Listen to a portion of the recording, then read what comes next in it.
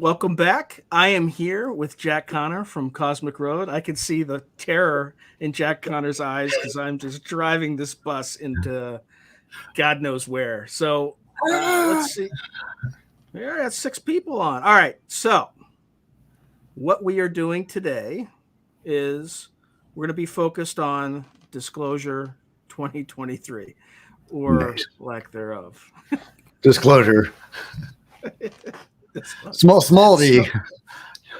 So yeah, well, or negative D. Negative D. Yeah. I was thinking negative D too.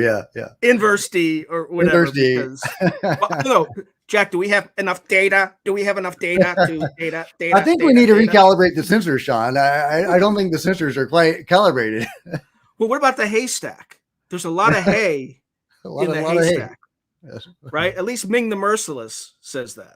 Right. Yeah. Ming the Merciless. I love Ming. Yeah. What does he say about the haystack? It's like finding a needle in it. Oh, it's like finding a needle in the haystack. That's right. Well, it makes perfect sense because most of it is hay. Most of the UAP sightings are hay, including the ones you already know about that are real. Those are also hay. You know, all the needles you thought were real, like the Go Fast or the Flying Pyramid. Well, they're all hay too, because, nothing's real. It's all Chinese drones or something. I love how they set it up perfectly, right? They had like 3 legitimate Chinese balloons and they're like, let's call them UAPs. Yeah. They're UAPs. There's so many UAPs in the sky. So now they're conflating balloons with anomalous phenomena. Right. Right. So well, you have to wonder how much of that was deliberate. Did they? I don't wonder. Right? I don't wonder. Yeah. But there's a reason they're like, I don't know what it was. I don't know what it was. Could have been a balloon. Could have been. I don't know. But it was a UAP. But it was a balloon.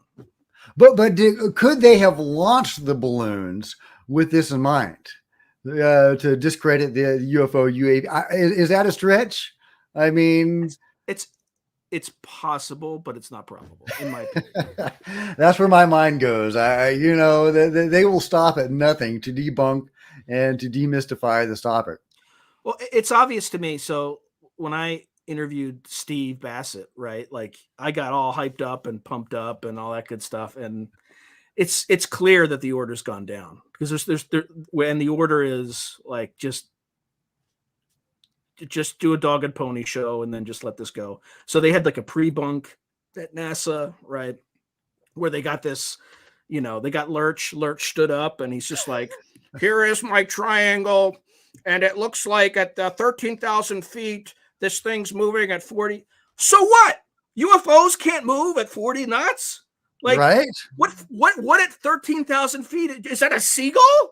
Can a seagull breathe at 13,000 feet? Like, it's just misdirection. It's just like, let me show you something that looks like it's simple, but it's not simple because it's not exactly a triangle. It's got a curve. It's just like, all right. Anyway, I'm trying to. Yeah. Well, also, that is their calculations. All right. Now, you would think that we should be able to trust NASA's calculations, right? But other people, for example, on an episode of Unidentified with Lou Elizondo, where they took a look at the Go Fast video, I think that they calculated it as going something like 3/4 of the speed of sound. That's not 40 miles an hour. So were maybe they overselling it because it was a UFO show? Maybe. I mean, I'm not opposed to that idea. I mean, you got to sensationalize it a little bit, but that's a big discrepancy. And do I trust this guy at NASA, or I think he was brought in to speak there. I think he was a professor or somebody from Oxford. I forget, from some university Which is somewhere. perfect, because Yeah. that's even worse, because he wouldn't have access to TSSCI data, right? Right. Right. Because I guarantee you the sensor data that the Navy has can tell you exactly how fast that thing flew. Right. You don't Right. need to draw an isosceles triangle and Right. like angles and this and that and bring in a professor who does not have clearance to see that data. Well, those So, pilots were so excited when they locked onto it. I mean, they had been seeing these things for days or years, and well, Graves said he saw them every day. right, right. Their whole squadron was seeing them every day. And And by the way, the ones that they saw on the Atlantic coast are the same, or at least I think Chris Bledsoe saw that pill, like kind of pill shaped, tic tac shaped. He said 46 feet, right? So same thing. they've been seeing those Tic Tacs for a long time. I think back in the 50s, I think it was the 50s, there was a case where they saw something that looked like a butane tank, which is, the Like a same, tic tac. same kind of thing. Yeah. Right. Yeah, or pill shaped. Well, So not pill shaped, but like lozenge shaped. They call them lozenge shaped sometimes. Same thing. yeah, well, there was a really prominent UFO researcher, Wendell Stevens, I believe, who talked about the Foo Fighters, and he examined the Foo Fighter phenomenon in World War II. And I had kind of thought all the Foo Fighters were just like luminous, balls of, fire, right? Or, little white lights, the typical UFO kind of thing. But actually, according to Wendell Stevens' research, a lot of the Foo Fighters exhibited the same range of shapes that we see today. There were triangles, there were cigar shapes. I don't know about Tic Tacs, but there were all sorts of different shapes that they were seeing, in addition to the orb shapes and other stuff. So it's interesting because a lot of people think this is an evolving phenomenon that changes over time, and it may very well be. I think there's a good case to be made for that. But there does seem to be some commonalities and some what's the word? Persistence? No, Consistency. same thing. Consistency. Yeah. Okay. Thank you. I'm a writer, but I need help. That's what the source is for. Yeah.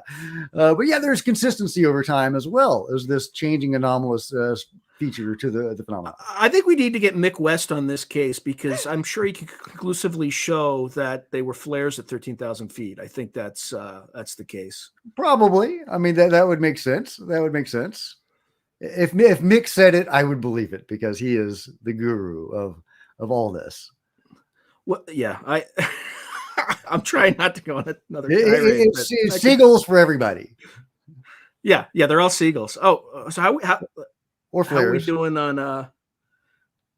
We got comments. Okay, okay. I can't. Okay, let me go to that. No, I'll just flash them up here. Okay. Oh, hey. Well, you should do it on both. Like, watch part of it on mine, watch part of it on Jack's page, or you can go back at the end. Is that Troy? I don't know.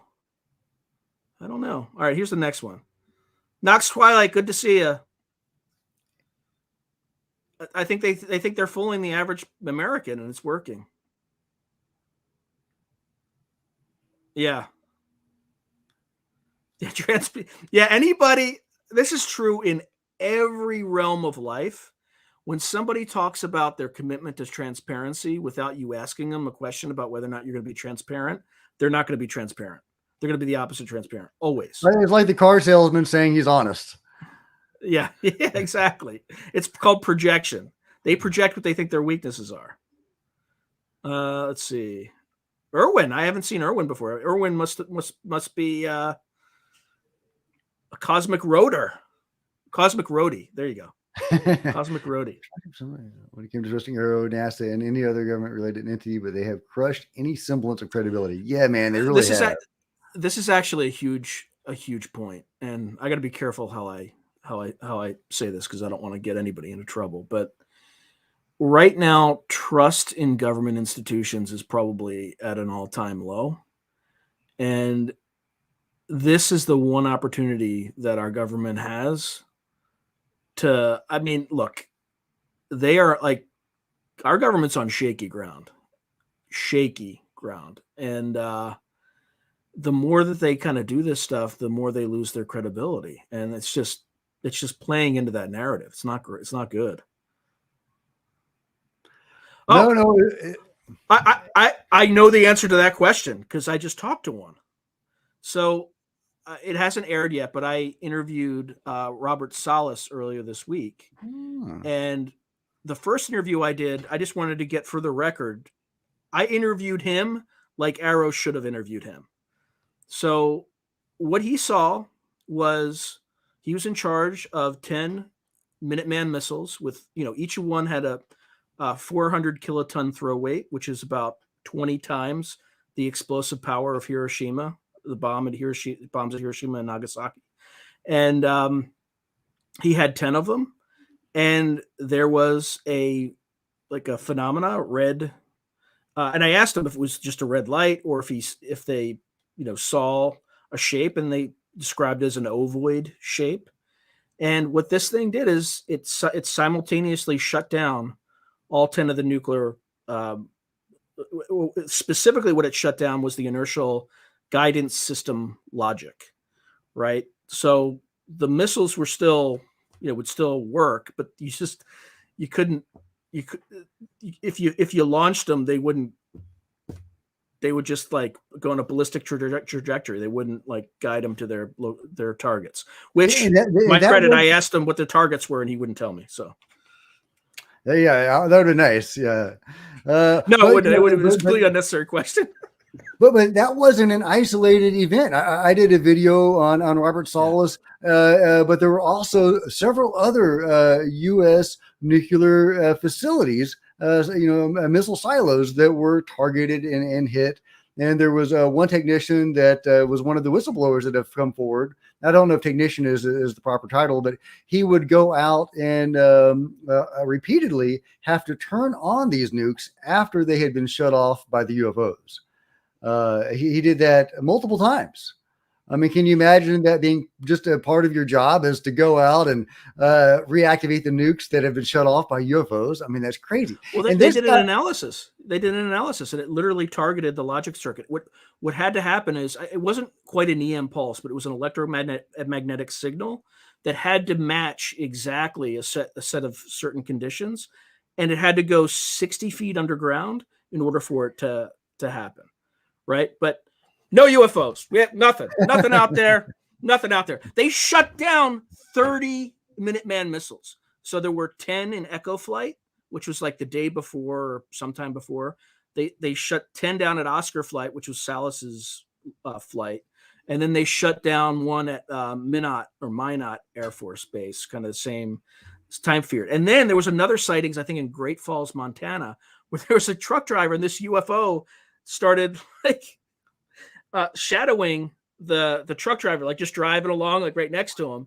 And then so he stopped, went to the side of the road, and then it lowered itself into a depression and waited. He called the police somehow. I don't know how that happened because they didn't have cell phones back then, but he somehow called the police and they came in and they watched this thing like slowly hover up and then left. Like it wanted them to see it. Right. The other thing that's important is during this period, the U.S. government was doing the same BS they're doing right now. They were going through they were in the middle of the Condon report. So the UFOs were like, hey, I'm going right in. Really? We don't exist. Here we go. We're going to shut down a few nukes. Right. And that's like, anyway, that was what was going on in terms of the context. Yeah, well, speaking of that, that'd be really interesting to compare UFO events that are going on. Well, let's see if we can get, Wednesday, there was the NASA meeting. I wonder if there was a spike in UFO activity that day, or if there were some particular. I shouldn't be showing the oxy word. Sorry. What was the oxy? I didn't see the oxy. Let's not forget NASA was literally run by Nazis for a long time. That's right. They were. Don't say it. Don't say the that's the oxy word. Oh, sorry. Yeah, That's a good question. There was the World War II Germans. I think that's safe to say. The Germans. Hey, Jack, what percentage of the public do you think is paying close attention to the UFO disclosure topic as we are? And what percentage of the public do you think doesn't really care much about it? Oh, my God. Well, I think the percentage of people that know about it and care about it is growing. I was one of the uninitiated prior to 2017. I didn't think any of this was real. And then 2017 happened. Thank you, Lou and Chris. Rocked my world. Really went through a process there. Luckily, I don't have a day job. I'm a writer, and I was able to devote all my free time, which was considerable, into investigating this topic. And I think there's a lot of people out there doing the same thing right now. What that percentage is, I don't know. That's a good question. By the way, quickly back to the Salas story. So Salas story. So I did the first interview on the details. The second interview was about what, like, kind of similar to what he did on the Good Trouble show, right, where he played the tape, and these guys just weren't completely uninterested, right? Like they were just responding to a congressional inquiry. That's what this is all about. That's it. Okay, so Robert Salas, all right, we know that he has given his testimony to Arrow and Kirkpatrick. We've even got the audio recording of a little bit of that.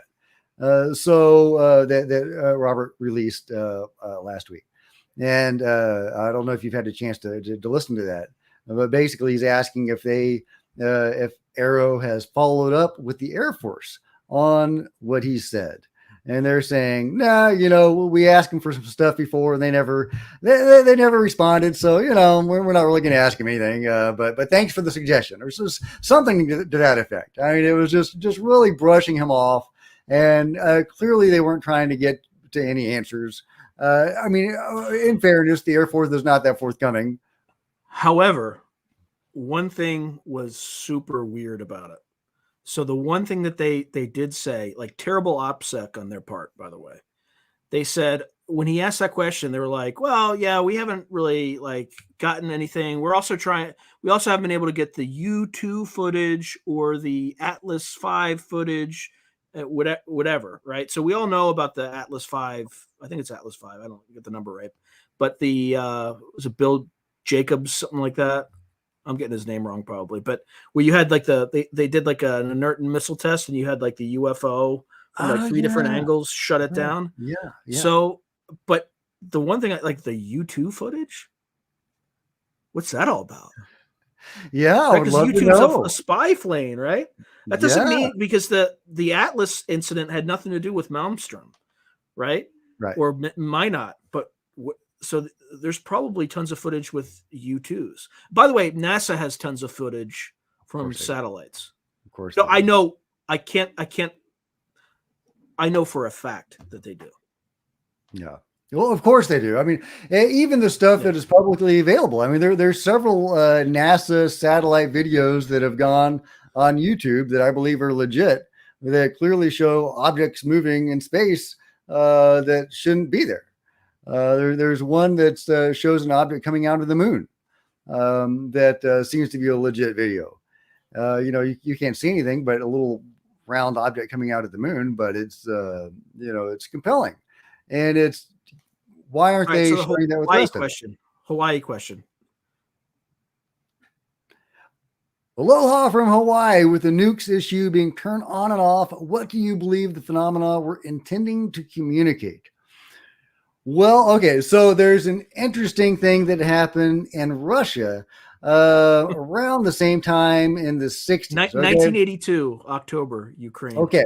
All right. Thank you for the question. And in that case, the UFOs, instead of turning off the nukes, they activated the nukes. They initiated a countdown to nukes that were presumably aimed mostly at the United States, freaking the hell out of all the Russians that were there. And obviously at the last minute, the UFOs turned off the countdown.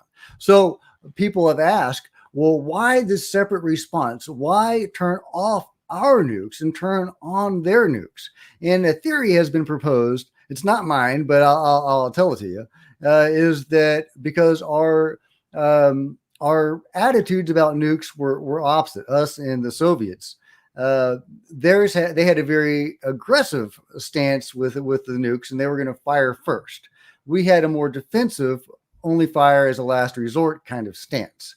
And so the pilots of the UFOs may have been trying to send a message. Well, this is your greatest fear, right? You're defensive. If you strike second, well, what happens then, right? So we're going to shut off your nukes to give you that sense of helplessness.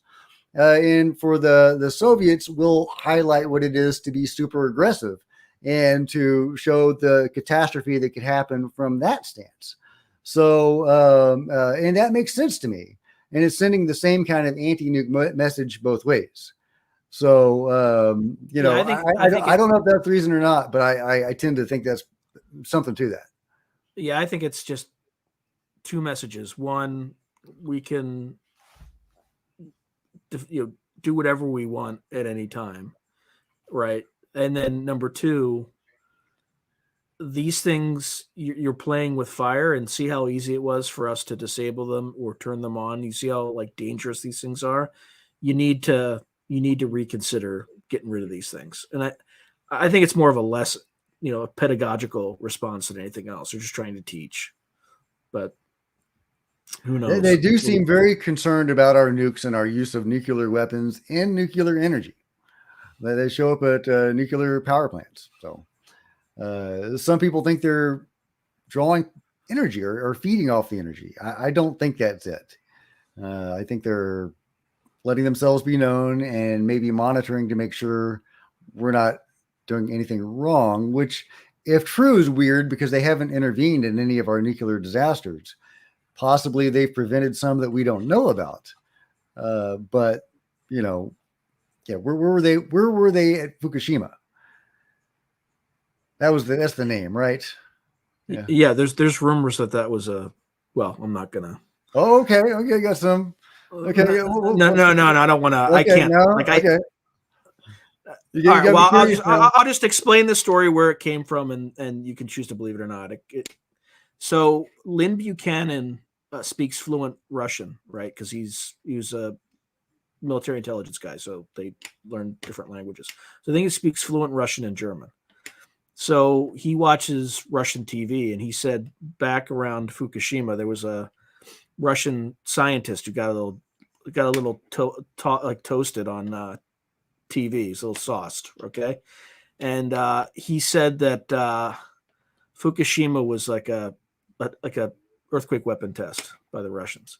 Now they do have a weapon called Poseidon now. I don't know if it's operational or not, but it's a nuclear weapon that like a torpedo that travels extremely fast. But what you do is you detonate that off the continental shelf, and it can cause tsunamis and tidal waves, earthquakes, things like that. So I don't know if that's true. I don't think the Russians would like test it on another sovereign country, but that's crazier things have happened. I mean, I guess we had a pandemic caused by a virus leaked from a Chinese lab that EcoHealth was contracted by the NIH to fund, but who knows? Crazier things have happened. Yeah. Okay, yeah. I don't know how to respond to this one, but yeah, well, you know what? I'm with flares.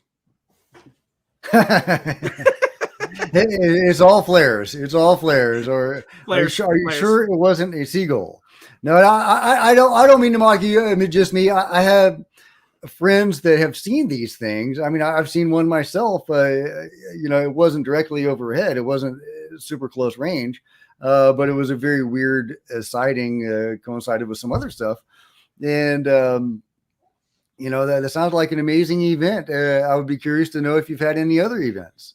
Often to be clear, I'm not disparaging the account. I wasn't saying you were. Yeah, you're just having. I'm talking to just me. You're disparaging Mick West, which I fully support. Yeah. No, look, Mick West. I think Mick West is valuable in the sense that we need people to focus on this stuff and debunk. But I'm just gonna make fun of him when he comes up with a bad alternative. Like well, anyway, we'll get into flares a little bit later because I'm going to go on a rant about it. But okay, let's go to the next one. Was there a report that came out, or are you talking? You think he's talking about the press conference? I think he's talking about the press conference.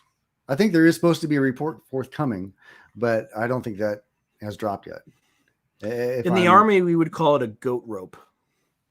What is a goat rope? Just imagine what. I mean, it's not good. It's like a goat rope, like a cluster, You know, it's a goat rope. That okay. Yeah, that was. Yeah, I would say the other one. I would say the other. That was a nice visual. Thank you. Yeah. But yeah, well, I'll go on a rant on that. I kind of went on a rant on the pre. I mean, it's just a pre-bunking, right? Right. And it's just the thing that I can't stand about NASA. At least, look, I have friends who work at NASA, and I think they're awesome people. But none of those friends were on that panel, so I feel free to be weapons free on this in terms of like what I say, because these people did not impress me, because it was just like, hey, did you did you pinch a loaf today? Oh, I don't know. I didn't have enough data. I didn't have the data. Well, did you like drive to work today? Let me check my odometer and let me data. I was just like, come on, guys. Have you ever been in the freaking field? Have you ever been in like the desert with like sand up your like rear end? Just like you smell like a goat and you're like tired and you're getting sand in the radio and your weapons jammed and stuff like that. You don't have a highly you don't have a highly calibrated system that is 100% clean in like 100% lab conditions. These pilots are flying at Mach speeds. They're highly trained. There's ocean water, sea water into everything, and they have extremely high fidelity sensors and things like that. Like, come on. Like, I'm not buying it. I'm not buying it. Right. Like, right. I mean, in this country, you can convict somebody with 2 hookers and a hobo, and they need data. I mean, come on, guys. And anyway, all right, sorry, ran over. No, man, you're absolutely right. You're absolutely right. They claim to be so data driven, right? But did they ask a single question about Robert Salas? Did they ask Kirkpatrick about any of the whistleblowers that have come forward? And they claim to want evidence. They claim to want data. But there's witnesses right there that have seen a UFO shutting off nukes.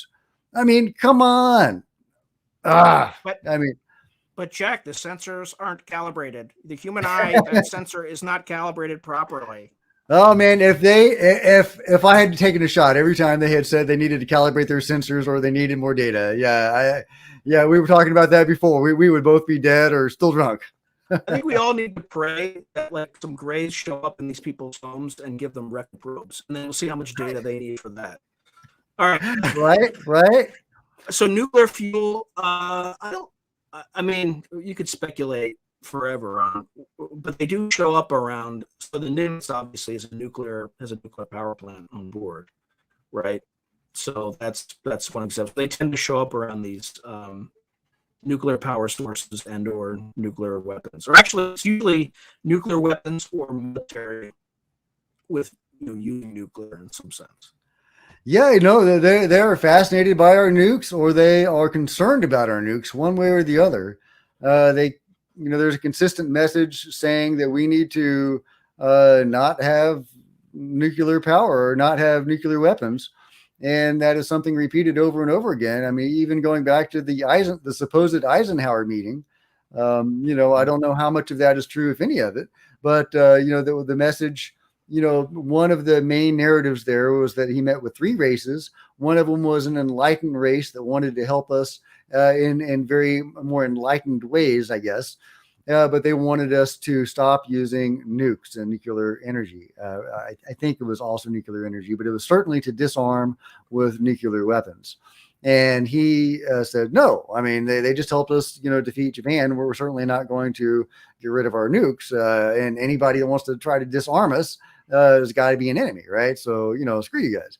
And then the Greys came along and said, hey, we're going to give you some technology, but we need a certain number of cattle mutilations and abductions every year.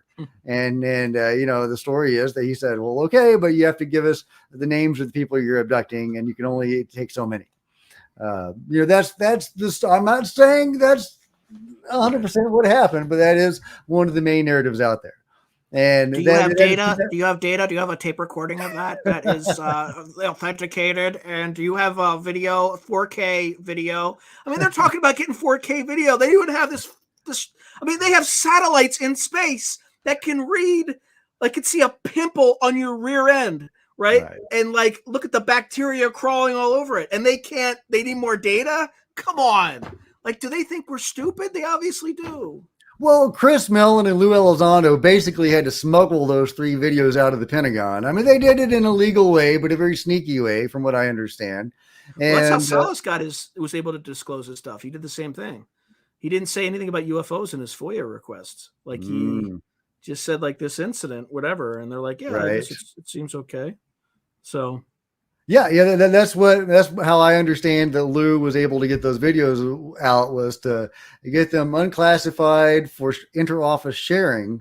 And he didn't say they were UFOs; they were just, could be drones or whatever. And then once they were unclassified, he was able to get them out to Chris or whoever, and get them to TTSA, who released them. So that's my understanding of how they got released. But it was a legal way, but a very sneaky way. And so we know that let's say those are legit UFO cases, right? I believe they are, firmly believe they are, no matter whatever his name says at the NASA briefing said about the go fast. I believe that was a real case. But from what Lou has said, they are sitting on a mountain of videos. He smuggled those 3 videos out because they were probably the easiest 3 to get. Just imagine the ones that he couldn't pretend were not UFOs. He got those out because he could pretend those weren't UFOs.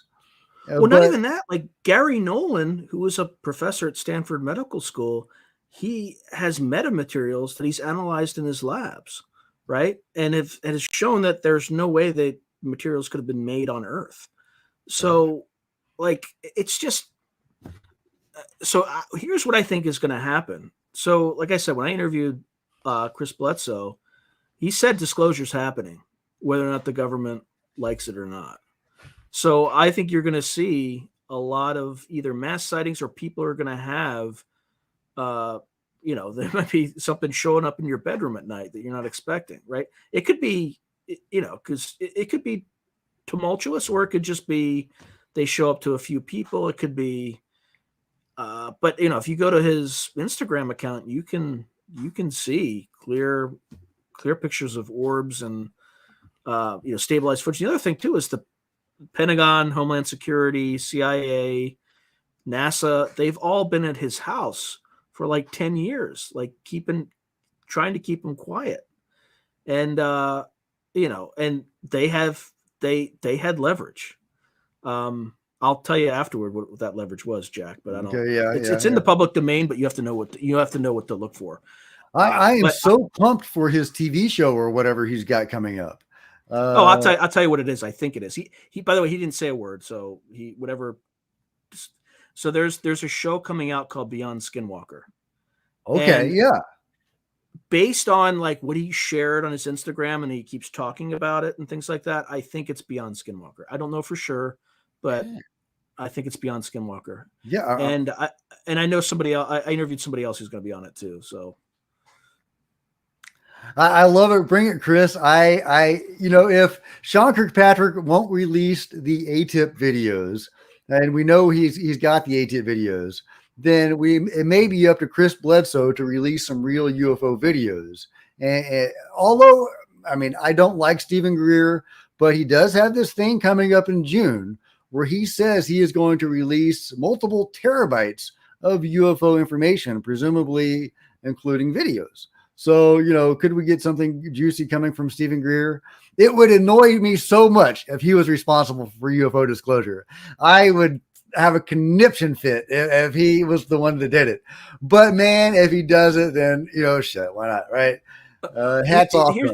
Here's the one thing about him, though, that like I think he's done some really good things, but the Yeah. one thing that made me kind of go, "Oh, come on," where he said that the head of Army intelligence brought him into a hotel room. Right. First of all, that's like a 2 or 3 star general. 2 or 3 star general is not going to be involved in an op. Sorry, not going to happen.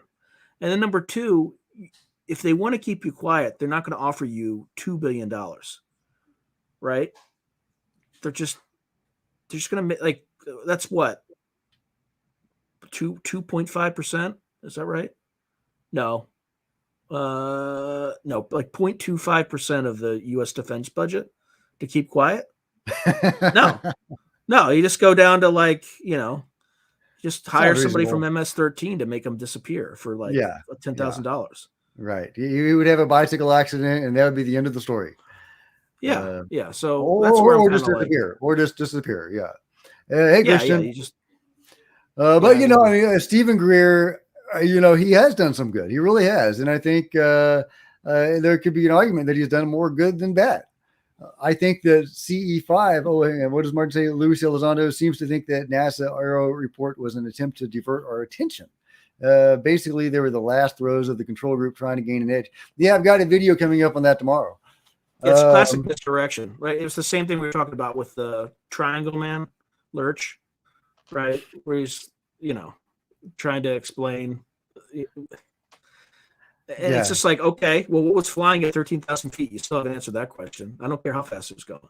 right. Yeah. Right? What is You're going saying 40 miles an anomalous objects hour? can't fire at 40. Yeah, exactly. But Yeah. Well, what's going 40 miles an hour at that speed? I mean, I don't care if it's going 2 miles an hour. What's it doing? There are no wings or no visible exhaust. Yeah, come on. but that's what they do. They just pick one thing that they can come up with an explanation, and then they use the logic that if that's wrong, everything's wrong. Right? That's the technique.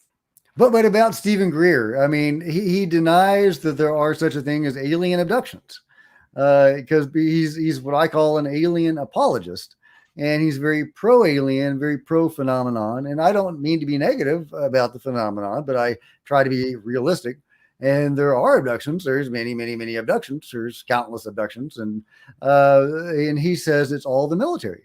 Well, okay, there was a Roper poll done in the 90s by Bud Hopkins, John Mack, and David Jacobs that showed that, according to the results of the poll, that 2% of the respondents, and it was a very large respondents, the Roper poll, 2% were alien abductees. Yeah, they didn't know what the questions were going to indicate.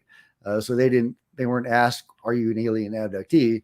But they were asked a series of questions, and those results seemed to indicate that they were. And David Jacobs, who is now an old man, has said that they actually had to whittle those numbers down. They just had to arbitrarily shave off a bunch of responses because they didn't want to alarm people, but the true number was closer to 5%. And that is a global number. There's been shown that abductions happen throughout the world. It doesn't matter ace, rage, gender, nationality. So let's just whether it's 2% or 5%, that's a massive number. That's hundreds of millions of people globally going back generations. Do you think the U.S. military could be responsible for that? Right? So that is Stephen Greer's story. That is his story, that it's all the military, which is physically impossible.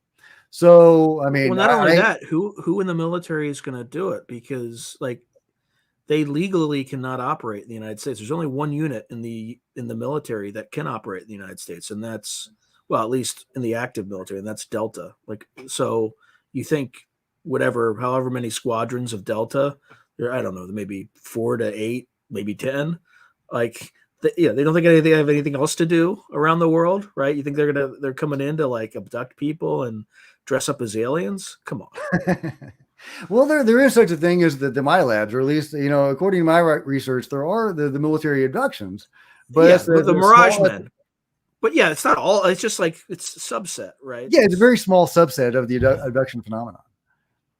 And anyway, so that's my beef with Stephen Greer, is that I think that he spreads disinformation. Also, he spreads needless toxicity in the UFO community, going after Lou.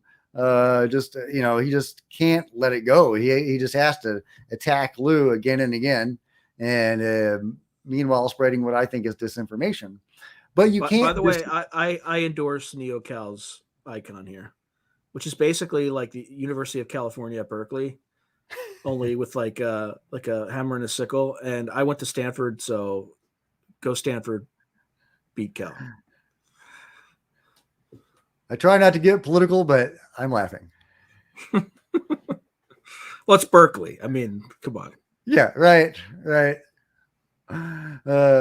George, thoughts on whether the phenomenon being indifferent, benevolent, or malevolent as a whole, and your thoughts on CE5 despite warnings from well-known figures like DeLong and Elizondo. Well, I've done CE5. I am so annoyed by Stephen Greer, but I think that one of the great things that he's done is popularize CE5. And I think that we can't rely on the government to give us anything. So we may have to do this ourselves. We may have to have our own direct involvement with the phenomenon in order to make any progress at all. And so I think Stephen Greer popularizing CE5 was really good. Now, about negative experiences, there are negative experiences that people have had with CE5. So I encourage you to be as cautious as you can. Go into it with good intentions. Try to bring somebody, and this is going to get a little woo-woo, but try to bring somebody with you that may have some abilities, some sensitivities, whether that's psychic or their third eye is open or whatever. Somebody who may know what's going on, being able to perceive stuff that the rest of us don't, and also be able to direct intentions toward the goodly beings. So just putting that out there. So I'll just be out. So first of all, I think like anything, there's stuff that's indifferent. There's stuff that has interest that are not same interests as humanity, and there's some interests that are benevolent, right? Like anything else. In terms of whether or not it's safe, well, I tried it on probably the most dangerous location on Earth. So to try it, which is next to Skinwalker Mesa. So. The only thing that happened was I had a little thought in my head when I was sleeping. Again, it could have just been I just had a thought, it's just coincidence. It was just the shadow people are real. I just had that thought, and then there was a massive gust of wind, and it blew a chair into the fire in my direction. So if that's the worst, Now, granted, you have to have. I had positive intentions. Everything was very positive. And so at best, nothing happened. At worst, something blew a chair into the fire at me. So for what it's worth. How was that? How was going out to the Skinwalker Ranch area? It was interesting because like there's a place that's right next to the property, but on the show it looks like they own the mesa, but they don't own the mesa. There's like 3 people or like a bunch of different property owners that own pieces of it. And there was a time, when they were in that circle, they weren't authorized to use that circle at that time. But there's a party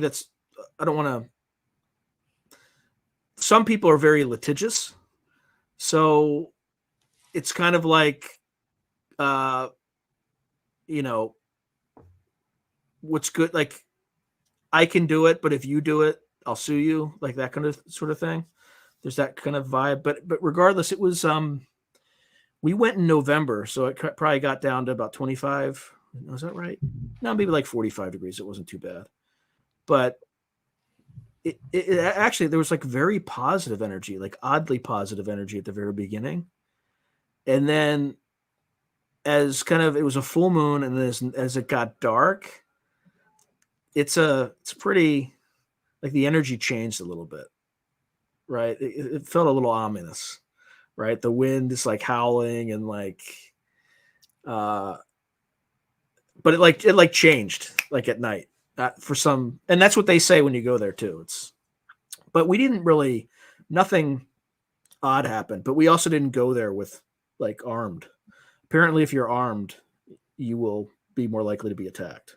Yeah. That's what I've heard. Did you see any skinwalkers? I guess you didn't see any. But, according to the book, The Skinwalkers at the Pentagon, which was a really great read, they were seeing so many skinwalkers, and there were reports in the area from the locals of skinwalkers, and they were so consistent and so many of them, they were able to track the migratory patterns Oh of yeah. skinwalkers. Oh yeah. And So the direction, so the migratory, this is what's his name? Dr. Help me out here. Colm Travis Kelleher. Taylor, Tom Keller, Colm Kelleher. So apparently this migratory pattern is from what is it? From the southeast to like northwest, right? And that's like right. We had our campfire right along that path. Like it was the path that the wind was blowing. Any idea why they migrate in that pattern or what that might signify? Or He knows. Colm Kelleher knows a lot more than he lets on. He does. Like a lot more. But I mean, if they migrate, that has broad implications, right? I mean, animals migrate for food and also to mate. Is there some sort of natural process at work when they migrate, or are they? I mean, they're intelligent beings, presumably. So, are they nomadic? Is it, just like you would think that their people would be or had been in the past? Yeah, I'm just so fascinated by that. There was like the one line or one paragraph in the book about that, and then there was no follow up at all, and really frustrated me because I want to know as much as I can about skinwalkers. If they are able to track the migratory pattern of skinwalkers, then I want to know all about that. Well, I don't think it was just skinwalkers. It was just whatever these creatures and beings that manifest as they see that's kind of the direction they move from. But that part of the ranch, there's like a really dark part of the ranch, and they never really show it during the show. It's on the like the southwestern side of the ranch. You mean dark as in lots of shade, or no? Like Joe McMoneagle remote viewed it, and he said there was like lots of dark energy in that particular area. Whatever that means, I don't know. But that would be the direction from which the migratory pattern is. And like is that from there in the south? Is that in the south area? South. Okay. I'm trying to think in terms of like map in my head. Southwest, and they move from the southwest. From south to north, and I can't remember if it's southeast or southwest. Because on the most recent, or one of the most recent episodes of the show, The Secret of Skinwalker Ranch, there was some phenomena that happened in the south of the property, and it doesn't normally occur. And so now they've got a new camera set up in the south, and it looks like they're going to be investigating the south more. Oh, and Christian, to answer your question, no, I don't know why they didn't have the episode on Tuesday. I was looking forward to that, and then it didn't come up. So is that because they didn't want to get crowded in with the NASA the next day? I don't know. I was expecting that to happen, and it didn't. Was it a mid-season break because it's an extra long season? I think that's probably the reason. Yeah, it's probably planned. Oh, I haven't asked them yet, but I will see them. At least one of them I will see in June, around June 22nd or so at a convention. So I will ask him, but I mean, I asked him before, and he's just like, I don't know anything about that.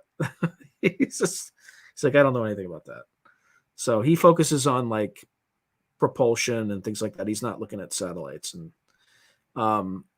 but there's another person who is not in NASA, but we'll just not say more. Okay. NASA is supposed to be the ultimate in space exploration, technological innovation, international cooperation, scientific discovery, etc. But now they're debunking balloons on $1 million cameras. Yeah, that sounds about right. And now they want to put like, multi-million-dollar cameras up so they can get 4K resolution, right? Remember that? Right. We need more frame rates, calibration, and data. Calibrate the sensors. Calibrate the sensors. Haystack. All right.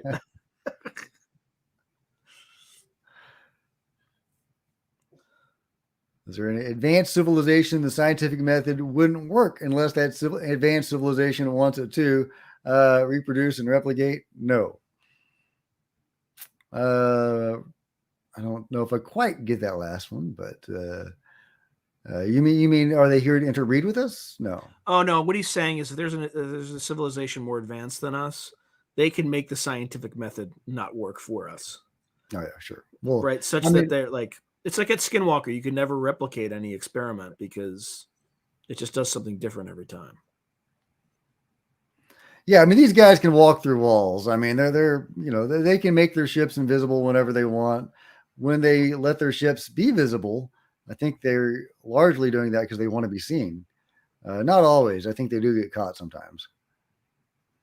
All we can do is look for anomalies in our sensors and electromagnetic anomalies, whatever. That's all we can effing do. If there's an advanced civilization and we're not on top, it all changes. Yeah, it really does. Scientifically, it would be a challenge like no other. It really would, man. If we came across beings that were potentially thousands or even millions or billions of years in advance of us, I mean, obviously, there's no way we could go up against them. I think that's what Lou Elizondo meant when he said it would be a somber day when that happened, because we would realize we're no longer at the top of the food chain, and we would be faced with the reality that we are at the mercy of forces that we cannot control. And I think that that there's something to that. And that is a process that we are going to have to undergo. And once in 2017, I had to go through that process. And I'm sure we all did at some point when we realized the reality of the UFO phenomenon is that, hey, there are these beings here that we are not going to be able to do anything about if they are hostile. So what does that imply? It implies that we are at their mercy to a certain extent. And Yeah, look, that's an uncomfortable feeling. if they didn't want to deal with us, we wouldn't be here by now. Exactly. And that's why I think of the phenomenon in a positive light. I think there's negative and positive actors everywhere. But generally the phenomenon seems to be very positive. And my interactions, such as they've been, I don't want to oversell my interactions, but have been very positive. And And here's I the think, thing: we don't even know if they're, ETs, right? right, They could that's right. be. I mean, look, I'm going to come up with some crazy stuff. That doesn't mean I endorse it, but they could be interdimensional beings. They could be future humans. They could be, uh, you know, some emanation or manifestation of like Gaia, planet Earth, right? Which would explain their obsession with nukes. They could be some what we historically called angels or jinn or whatever, right? Who knows? I think it's all of the above, man. I really do. Or that, yeah, we're all the above. Who knows? Yeah. Crypto I mean, they could terrestrial. be tulpas for right? Well, Like what's a tulpa? That name it's sounds it's a thought form. So it's like you have like Tibetan monks just like manifesting right. like a physical being, right? Yeah. I think that it could be that. Yeah, I think that's possible. I know of a case where they manifested a ghost, which is an interesting case. Uh, but that's more of the paranormal case. But yeah, anyway, it's a long story. But yeah, they wanted to see if they could create a ghost, if ghosts could possibly be manifestations of consciousness. So they did this experiment where they came up with a list of features of a personality and a name and a history of a person, and then they tried to create that individual as a ghost, and they were able to do it. And they other people as well as them have tried to repeat that, not much success, but with a little bit of success. That seems to indicate that I don't think it's an explanation for the more paranormal stuff, but it is possibly an explanation for part of it. That some of it is our conscious projections or unconscious projections. Or even something more complicated, unconscious projections of Gaia. I mean, so Or we could be in a simulation. we could all be in a simulation. Yeah. But In terms of like, why didn't we throw the world's nukes into the sun? I think there's some element of like non-interference or evolution. Like I was just I just interviewed Tom Campbell today, and his theory is more on the simulation side, but his whole point is this consciousness is constantly pushing toward lower entropy, and in order to get to lower entropy, you have to constantly evolve. So if nuclear weapons are an existential threat to human life, as far as we know, is the most advanced on Earth and highest evolved species on Earth that we know of. That you threaten that drive toward evolution of the consciousness because it creates more entropy rather than less. So there are multiple reasons why that could be one, or it could just be this non-intervention sort of thing. Well, that is kind of the narrative you get from a lot of contact experiences, is that there is a non-interference policy, that they don't want to influence our free will. That doesn't explain why they kidnap people and do things to them.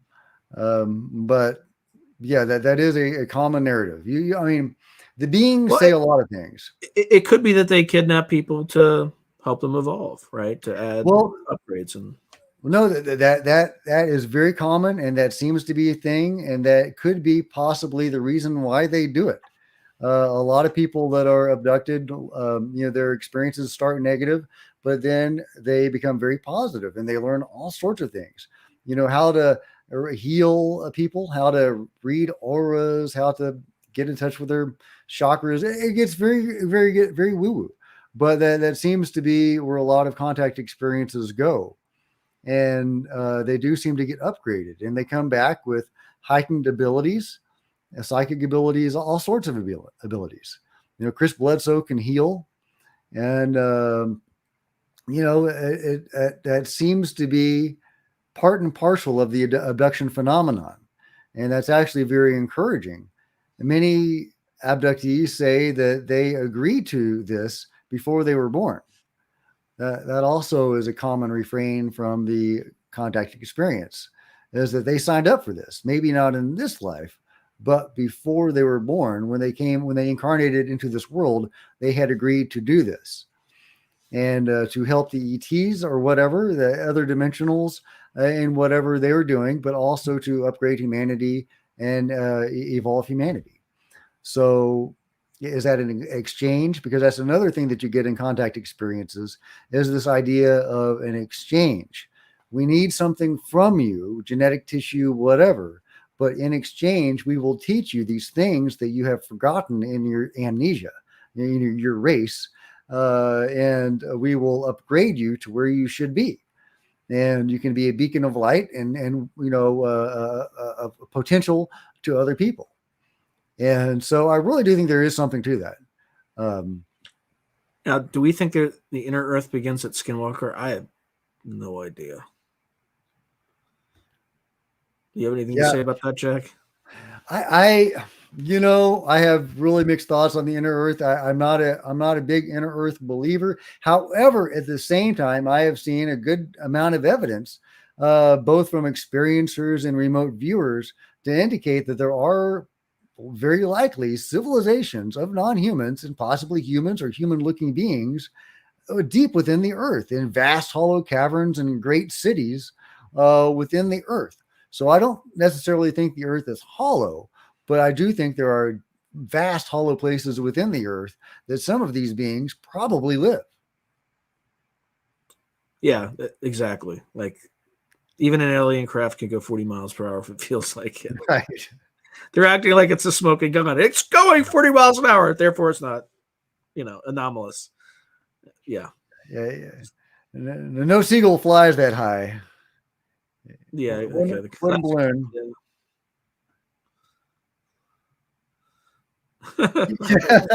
He does, man. He really does. And it's so annoying because I really wish you could just completely discount the guy, but you can't. He popularized E5. He did the UFO summit in 2005. He's got another one coming up next month. He's got terabytes of data that he's going to unleash upon us. Yeah, that's not So really that much. Like you could fit probably all the video on each of our channels on like 5 terabytes. okay, okay, all right. So let's see. Okay, I think he's talking about aliens. But even If they if it's want it, just like one, even if there's just one juicy video that has witnesses and some evidence to back it up, that could be big. Warm blooded, at least. Hey, John.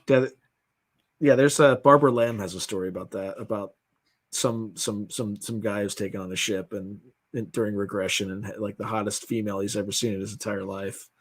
And then like she shimmers for a second. It turns out to be like a lizard person, something like that. And then the guy couldn't be with his wife, anyway.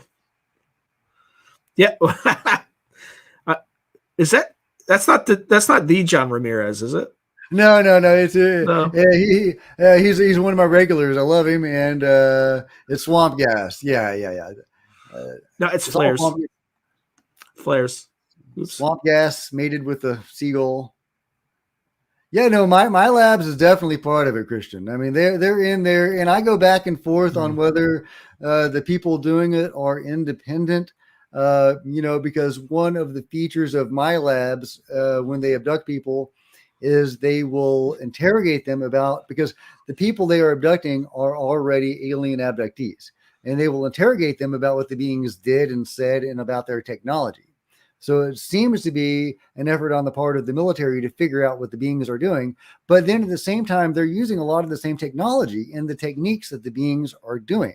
So is this some aspect of the control group that has access to this high level technology? Or is it an independent military organization that is trying to get answers?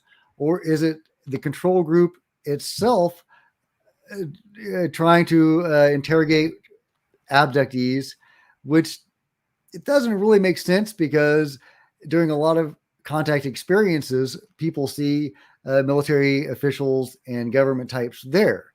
So it seems like somebody within the government or peripheral to the government or parallel to the government is helping with the abductions. Like in the Terry Lovelace case, he saw 50 military guys aboard a giant UFO. So that seems to be a thing. So who is abducting people? Who in my labs? I'm trying to make sense of it, because if we're working with the beings in their abductions, why would we then abduct people that have been already abducted, that we helped abduct, to interrogate them about what happened? So I don't know. That's a great question. I would love to know more about my labs and what is the agenda behind that. Well, there's probably a lot of smoke and mirrors too. Like you'll never really get to the bottom of it. I do know that he gave, he had a iPhone that showed his pressure sensor, the one that measured altitude, just shows him going straight through the house, 60 feet above his house, above his bed. He gave it to Lou Elizondo. Never got it back. Come on, Lou. I'm on the fence with him. I haven't talked to him, but with Lou. Well, I mean, once you're once in counterintelligence, I don't know. Would they really pick a counterintelligence guy to be a psyop guy? Of course, I'm counterintelligence. That's too obvious, right? Usually, when you do things in plain sight, people discount it. I'm not saying he is. I'm not saying he is. I'm just saying it's because that's going to be the first thing that people say. That's their. I mean, if there were just some CIA analyst or something, then that wouldn't be your go-to answer. But a counterintelligence, clearly he's a psyop guy. I mean, that's so yeah.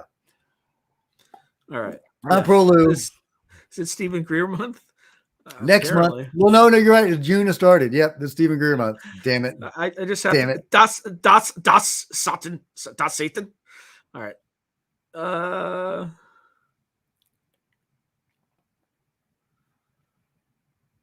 Oh no, flares. I'm just kidding, obviously.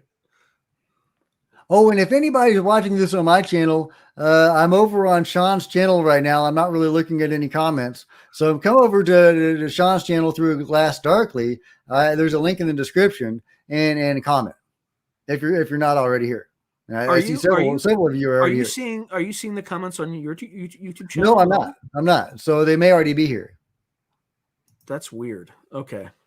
Well, all right. Well, by the way, just for the audience to know, like we literally kind of Shanghaied this thing together, and poor Jack is like, I'm like, hey, you can stream it on your channel too if you want. I enabled it, and he's like, how do I do that? I'm like, I don't know. So, but I do have 25 people watching on my channel. Okay, so that's most of them. All right, yeah, he's got a documentary coming out. Well, I mean, maybe it's showing combined numbers. I don't know. Yeah, they're definitely showing combined numbers, I think. Yeah. Well, actually, I don't know.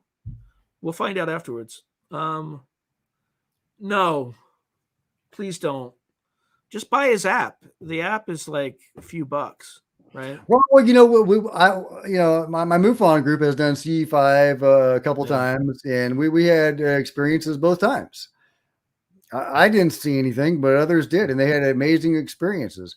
One of them, the first one, was more of a extra dimensional experience. It was people were like being taken like half out of their body, but they were having these amazing experiences with these beings of light. And I could go more into that, but but they were having these profound, really, really cool experiences. And I felt kind of gypped that I didn't get that. But they were all having the same experience. This is a meditation after we started the CE5. None of them were aware of each other's experiences. And then afterward, they were coming into me and reporting their experience. And because I led the CE5, and they were all the consistent thing. It was the same thing each of them were experiencing. And so it was this amazing experience. The second time we did CE5, a lot of people were seeing UFOs, and about half of us were seeing UFOs and half of us weren't. I didn't see anything. I was one of those that they didn't show themselves to, but that is kind of common in UFO sightings. So one person will see it and the person right next to them won't see it. So, I guess my vibration wasn't high enough on that day. I don't know. But there was some other stuff. There were some people that could see stuff. Their third eye was open. They were actually seeing beings on the ground with us. And some people were being tapped and poked and prodded, and they could see what was going on. So CE5 works, and you can initiate contact and have amazing experiences. My own UFO experience came like a month or two after that, when I wasn't even looking for UFOs. So. All right. Just read that with ZZ Top in your head. They got legs. You don't want a copyright strike. Oh yeah, sure, yeah. I don't think I sung well enough to get you a copyright strike.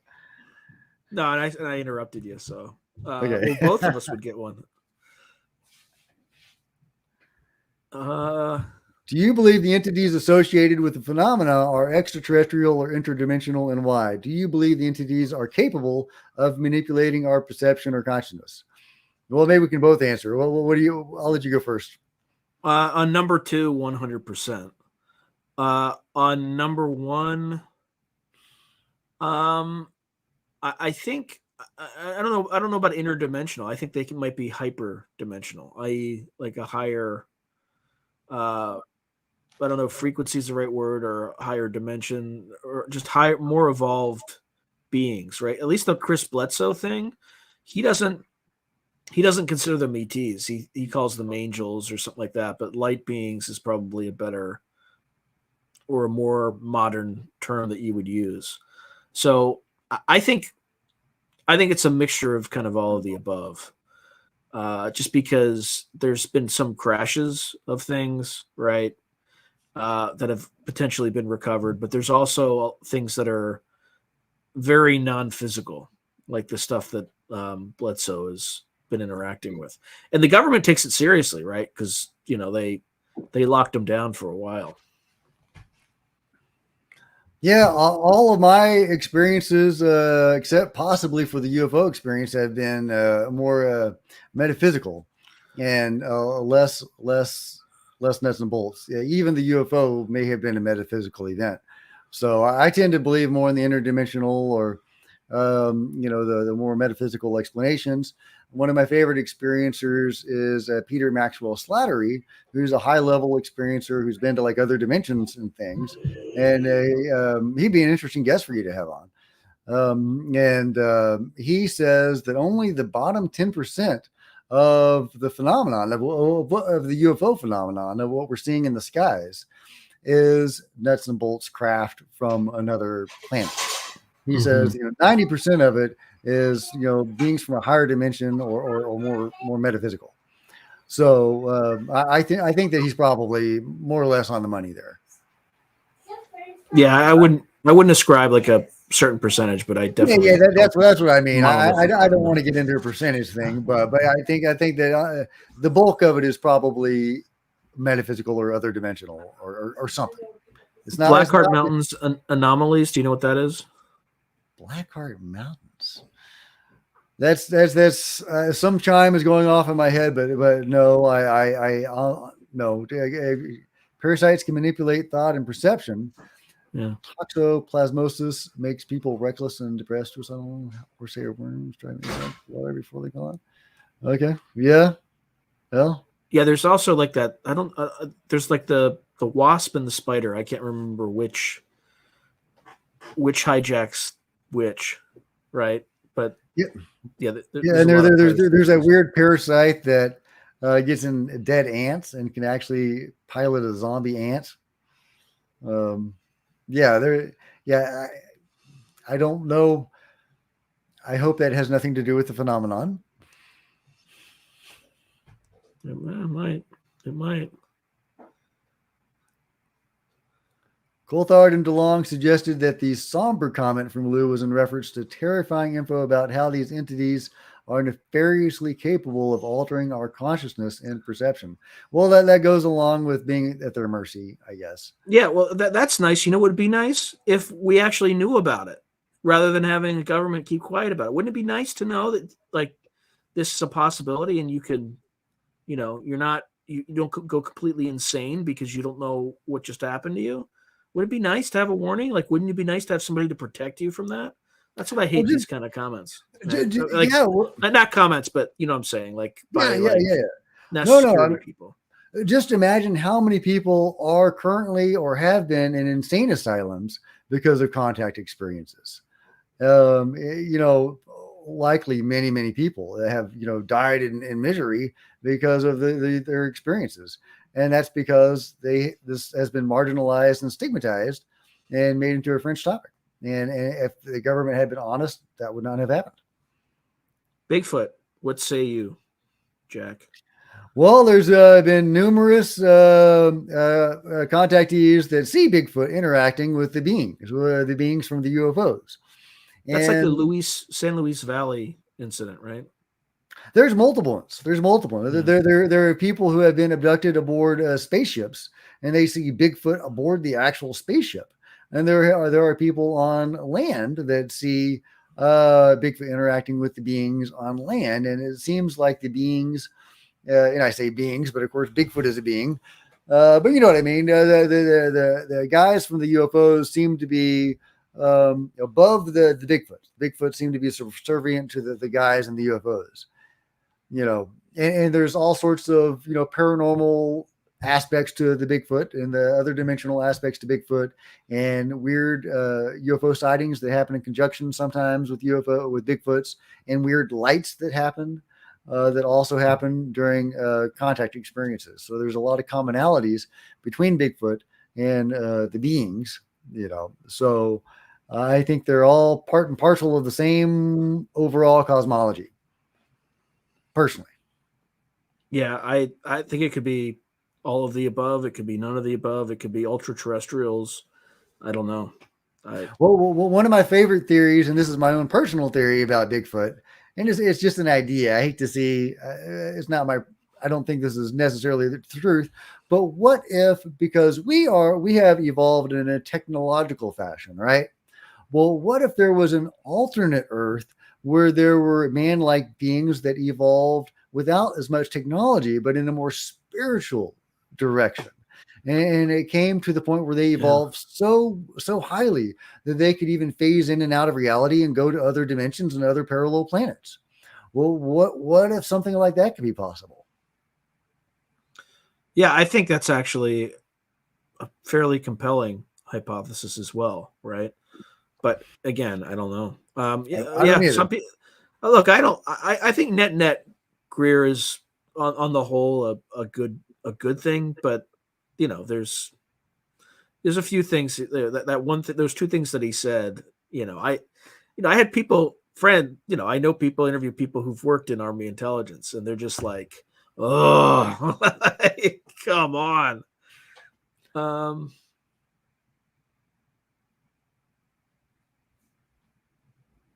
yeah,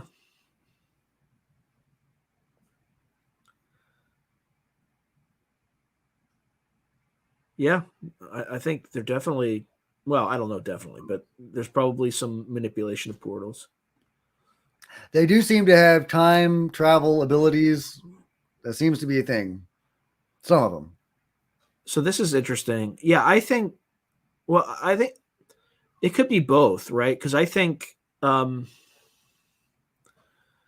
if you have a theory about reality where, I mean, right, 99.999% of what you see with people, like we're empty space, right? And we're just vibrating light and sound.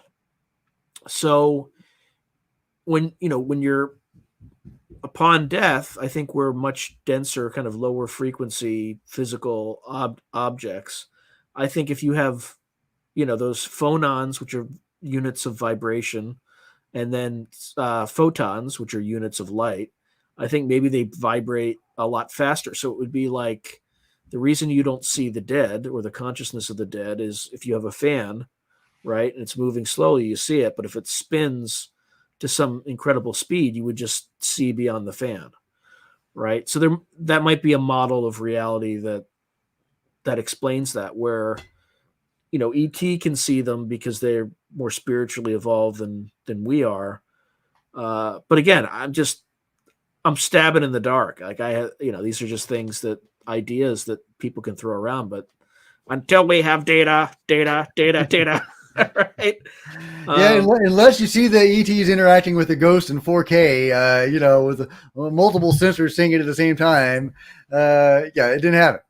Yeah, we have to calibrate our what's that thing? What are those spirit boxes? The spirit boxes, yeah. I got one of All those. right. But Yeah, hang on, yeah. I wanted to go back to the comment about Ann Strieber because that was really interesting. She said because I love Willie Strieber and I've read several of his books and they're really compelling. And the one that he co-wrote with Anne after her death, because he was receiving this communication with her via his implant. He was actually able to see stuff in his eye. There was a communication from Anne supposedly, and they co-wrote this book together. That's what he says. And so I think Anne is a really interesting figure in all this. And she says, according to her, it's got something to do with death. And that is backed up by a lot of contact experiences. A whole lot of contactees either see their dead relatives with contact experiences, or they go to other dimensions and some of those could be placeholder memories, but they'll go to other dimensions that could be, according to them, like Deep Prasad and Whitley Strieber both say they were taken somewhere that was a deeper level of reality, which is similar to how a lot of near-death experiencers describe the realms they go to after death. So could they be going to the same place, the same sort of dimensions? When Peter Maxwell Slattery talks about 90% of this is coming from other dimensions, is that what he's talking about? Or some of that? Is some subset of this coming from the dimensions where souls reside? I think that's a fantastic question. And I think that is a part of this. I think that Anne was onto something. And there's other experiencers that say really interesting things when they describe how the ships move through dimensions. Some will say some of the beings will punch through a dimension that is a spiritual dimension, and because they can get here quicker that way from whatever dimension or reality they're in, and souls will follow them through the hole they created when they punch through, and so that's how ghosts or whatever, some of them come into our world, according to that experiencer. So yeah, there's a lot of crossover here. Great question. So they're like barnacles? Is that what you're saying? They're like barnacles. Yeah, that's right. That's anything's possible. Yeah, I'm not saying it's people real or not, but it's who knows.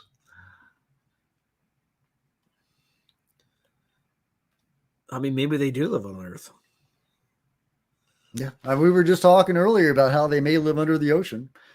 I mean, they could live right next to us in some slightly altered vibrational state or something. They could be right here.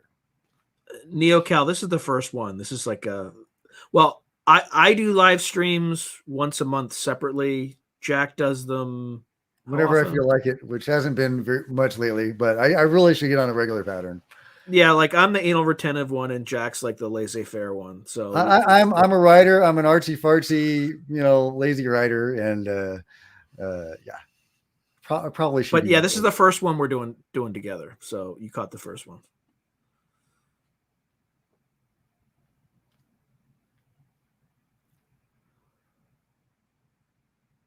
I mean, there are multiple theories on that. Yeah, we'll find out soon. Do we have a release date on that yet? I don't know. I mean, because people keep on talking about this big disclosure event that's going to happen. Could that be it, or is that going to be leading up to it? So here's what I've heard from a number of different sources. So it sounds like To the Stars Academy is trying to do their own thing, like a big release. And I think Jim Semivan is, because he had an experience, and I think he's kind of like, people in government aren't going to, they're just not going to, they don't have the infrastructure or the know-how to be able to deal with this. So, and I think the Bledsoe phenomena is going to start doing stuff regardless, right? Because it's that point, I think, in human consciousness that, according to, I think, Bledsoe, these things kind of come out when kind of the collective human misery reaches certain points. That's why you saw them during World War II with Foo Fighters and things like that. And they kind of come out when humanity needs help and needs to evolve. So again, just that's what these beings have told him, but I don't know what that means. Well, that's a fascinating idea, because there's a lot of correlation between trauma and UFO events. So could there he's not wrong about this, right? Because you always hear it's highly jarring, and then all of a sudden they love their captors, right? That is, I'm not saying it is Stockholm Syndrome, but that's not an unfair argument at all. Well, no. Okay. So the Edgar Mitchell Foundation, which I love, the Edgar Mitchell Foundation, the astronaut Edgar Mitchell, got this organization going, and they study abductions, and they study consciousness stuff, and it is really cool. And so they have some really interesting data. And one of their pieces of data is that contactees who have been abducted 10 times or more have an overwhelmingly positive view of their captor, of the experience. So is that Stockholm Syndrome, or has the condition evolved from a negative to a positive, like you see often, or is that itself the Stockholm Syndrome? Right. It's like having a tough parent, and then when you're growing up, you're like, oh, I understand why they were tough. Yeah. Right. Or it's Stockholm Syndrome. Right. Who knows? Right. Well, some of the contact experiences are, people get felicity. Okay. All right. I'm worried. Although I saw, did you see, Jack? Did you see the Logan Paul interview of Stephen Greer? No. I What? felt awful for Stephen Greer. It was like the lowest IQ experience. Like I don't watch that at all. I'm like, oh, here's Stephen Greer and this guy's interview. I'll listen to it. And it's just like these two like morons were like like and Stephen Greer was like just sitting there in perfect composure. Like I don't know why. Like, the guy has like an MD, right? He must feel like these guys are literally human monkeys. Like, what is going on here? Anyway, um, I'm gonna have uh, to watch that. yeah, you're not.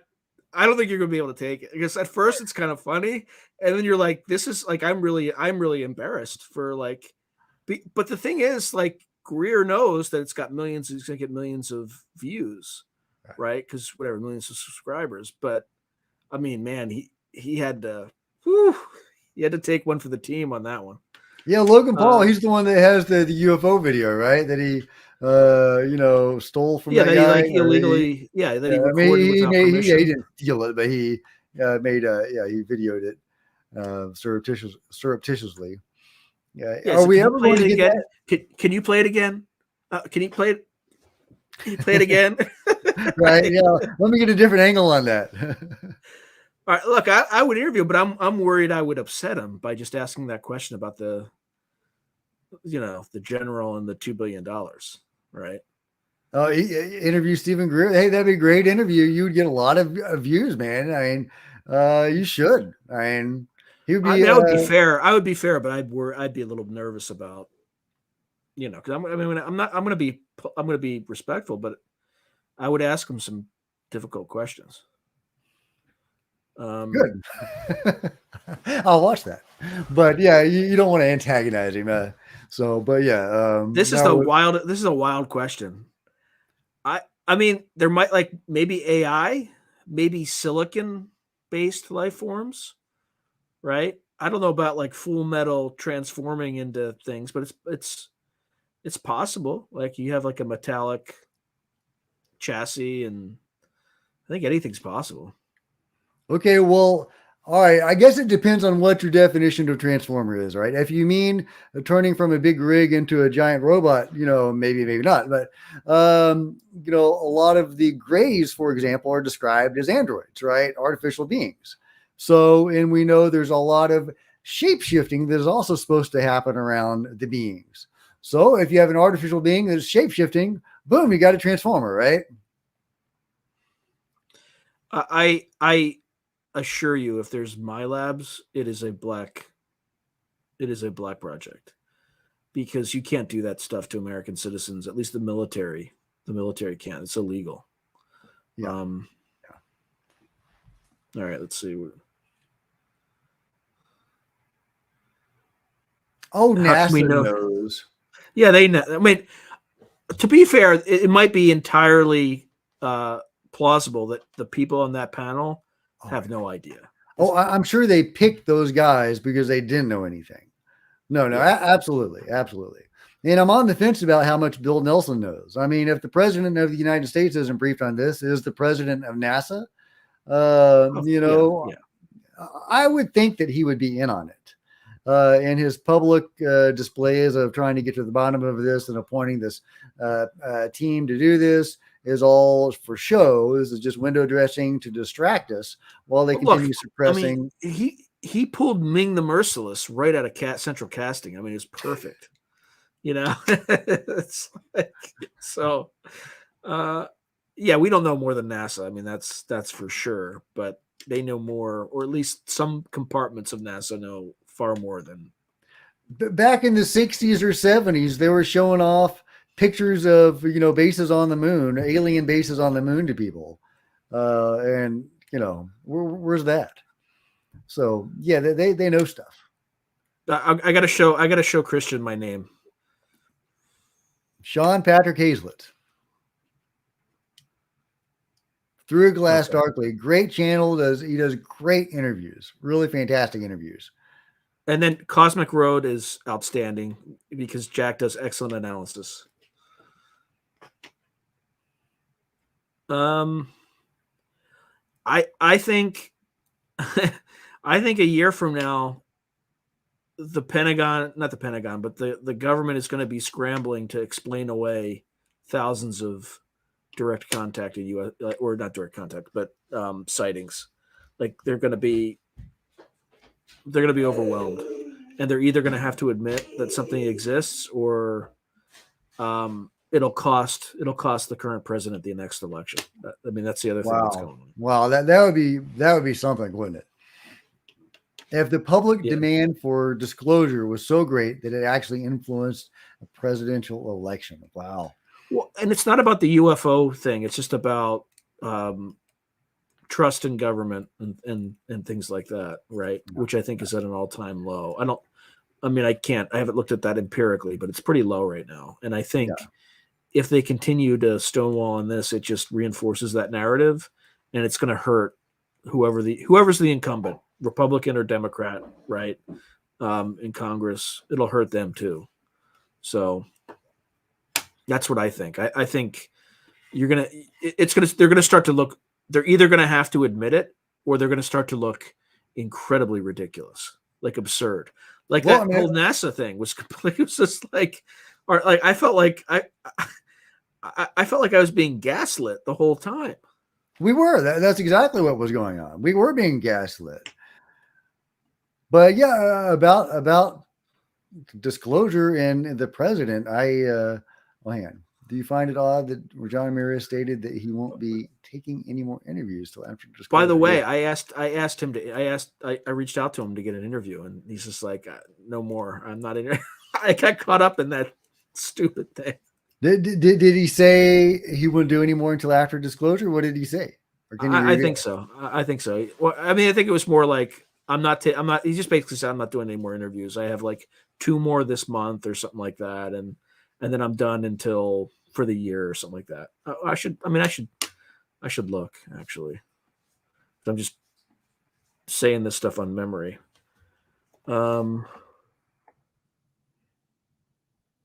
Actually, that's not where I keep talking, Jack, while I find it so that we're not. Yeah, well, just going back to the presidents and UFOs, it's really interesting. The Hayim Shed story, the brigadier general in Israel who was one of their high up muckety mucks in the Israeli space program, who was saying that there was a galactic federation of beings, and that it was connected with many governments on Earth, and that everybody knew it. All the big wigs in the government knew it, and that President Trump found out about it, and he was going to reveal it to the world, and that he was talked out of it. Now, do I believe that he would be talked out of that? I find that hard to swallow, honestly. But then again, they have managed to control this for, with everybody going back for many decades. They have great power and a great ability to influence. And, like we've talked about just today, somebody mentioned, mind control earlier, and they do seem to have those capabilities as well.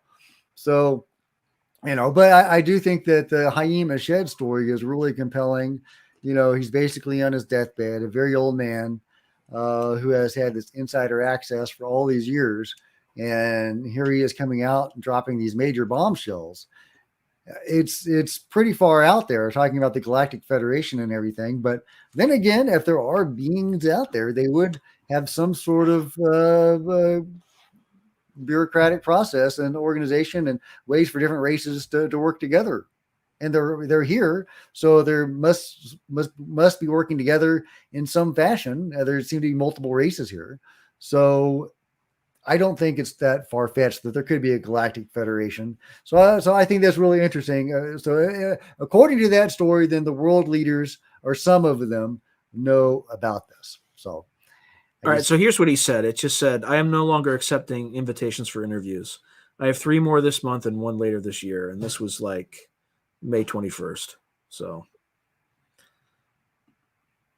that's the way you answer an email if you're CIA. I don't know what it means, because there's some people who are super confident. It could also be like a psyop, right? Where you get all these guys pumped up, and then you get Gary Nolan, who is highly credible, to kind of like stick his what out into the wind, and then you just chop it off and destroy his credibility, right? That's like, I'm Right. serious. That's like a classic psyop, right? Right. Yeah. Lucy in the football, yeah, absolutely. I think that But they it's could worse be than that, because what it does is it's an attempt to destroy somebody who's highly credible, right. their credibility. But I talked to him in 10 days. So it's good timing. I mean, I scheduled that thing like months out, and then he makes that statement a few weeks ago. So I'm looking forward to that. Yeah. Nice. Christian, yeah. I think Christian Let's has talk about found. you. Hey, Let's talk well, about, yeah, Cosmic Road, Christian, Cosmic Road. If yeah, Jack Connor with Cosmic Road. I thought there was a Christian on the channel, but maybe not. Maybe that's a different one. What sci-fi? All right. What sci-fi movie or TV show most represents our current reality? What was that Mike Judge movie, Idiocracy? Well, that's independent of the UFO thing, but yeah, yeah. yeah, Idiocracy would be. Well, I guess we're talking about mind wiping and controlling information. So 1984. That's my vote. Yeah, I think that's. I'm trying to think. There's anything that's that involves the other phenomena. I mean, you could also say, what's that movie with there's a Philip K. Dick movie where they have precogs. Yeah. Right? Where they put people in prison Tom before Cruise. they commit crimes. Yeah. Minority Report. Yeah. I think we're getting pretty close to that. Yeah, I can see. Not there yet, but we're pretty close. All right, they're still. Love that. Okay. The beings seem to be able to use telepathy to receive and also to send words, emotions, or pictures to the subject's brain. Absolutely, they do that. That seems to be how they communicate, is mind to mind. Almost invariably, you very, very rarely hear about them having verbal communications. So, I mean, if we had that ability, our entire civilization would collapse. Yeah, right. Because the people, you would be able to lie to everybody all the time. Yeah, nobody needs to know what I'm thinking. It's just as well we don't have that ability. Oh, I would have no problem with it. I just the people who are like people who lie often would have problems. Right. Yeah, he said that in one of his interviews. But I think his answer was that we're all hybrids in some way, shape, or form. Right. Even though he said that he was having like stuff as a kid. So I don't know. I mean, I don't know. Where is the data? Sorry, from time to time, if you're just joining, I'm doing my best impression of NASA. We must calibrate the sensors. We must look in the haystack. Are not calibrated. Yeah. But yeah, that's one of the persistent narratives out there, is that the beings created us. And so, there's several different versions of that story, though. And that's my problem with it. When the beings talk, I listen. I study what the beings say, and all these contact experiences. I have made a great study of what the beings say. And so when they talk persistently about certain themes, like, the origin of humanity, or why they're here, who are they? But even the same seeming races will have totally different versions of their origin story that all tell the same, that's trying to advance the same agenda, which is, we're weak, we're a dying race, and we need you. And they tell that story in different ways. We come from the future. We've genetically modified ourselves into, we can't breed anymore. We can't have reproduce. So we need you. Or some we're from the past. We're a dying race, and we've come forward to the future to because we need you. Or we're from out in space, and we have we have become so enmeshed with technology, and we're like half android at this point, that now we need you. because we've lost, or another one is we've lost our ability, our connection with spirit because of all this modification that we've done on ourselves. And so we need you to get that back. So that's the common narrative they are trying to get across, that they are weak, they are dying, and they need us. So do I believe any of those stories? No, because they can't all be true. So on the Ramirez holding off on interviews, we know that because he said that in a few other interviews, and he also said it to me in a like back and forth when I invited him to interview. He said he was only going to do 3 more or something like that. So, and I think he's already done 2 of them.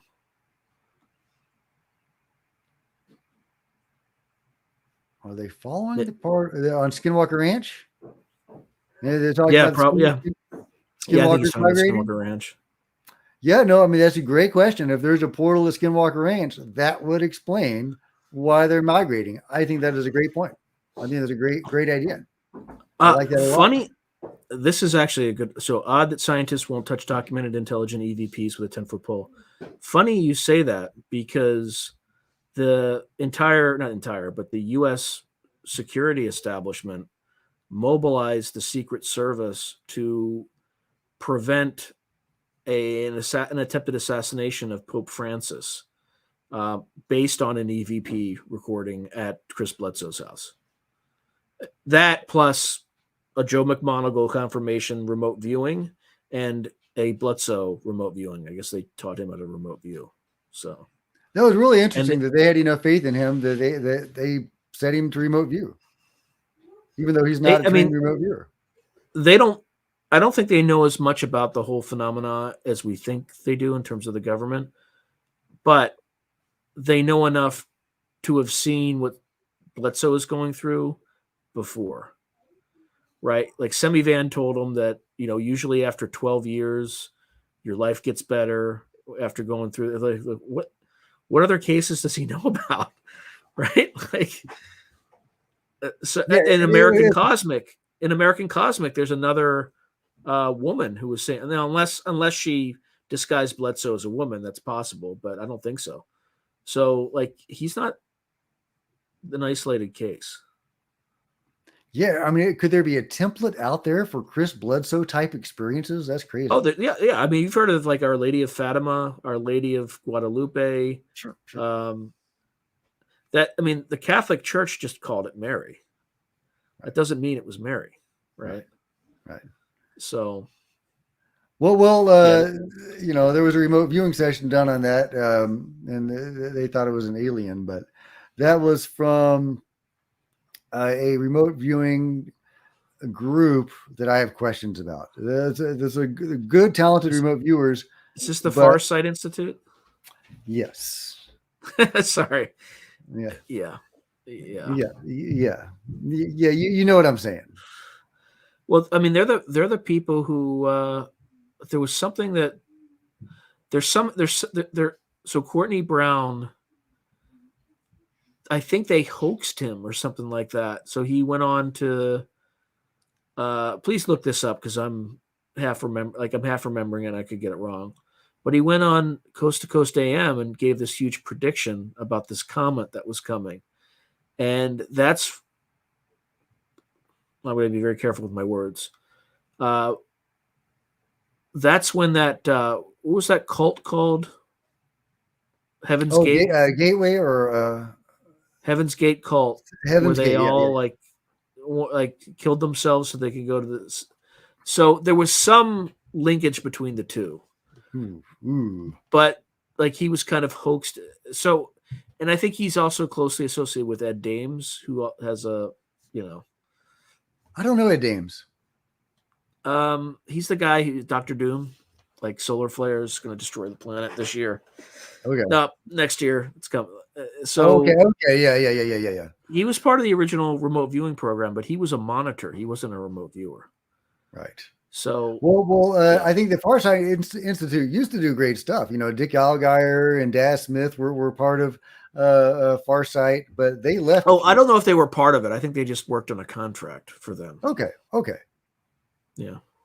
But they work with Farsight. Daz Smith is awesome. Like he is.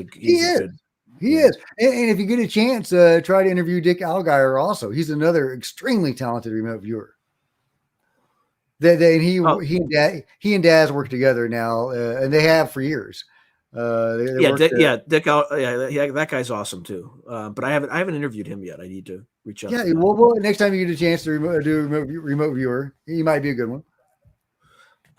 Okay, so if Go Fast was traveling at 40, yeah, that's totally fair. Like, why would it be so hard to get a lock on it? Right. Well, I mean, you could hear the excitement in the voices of the pilots.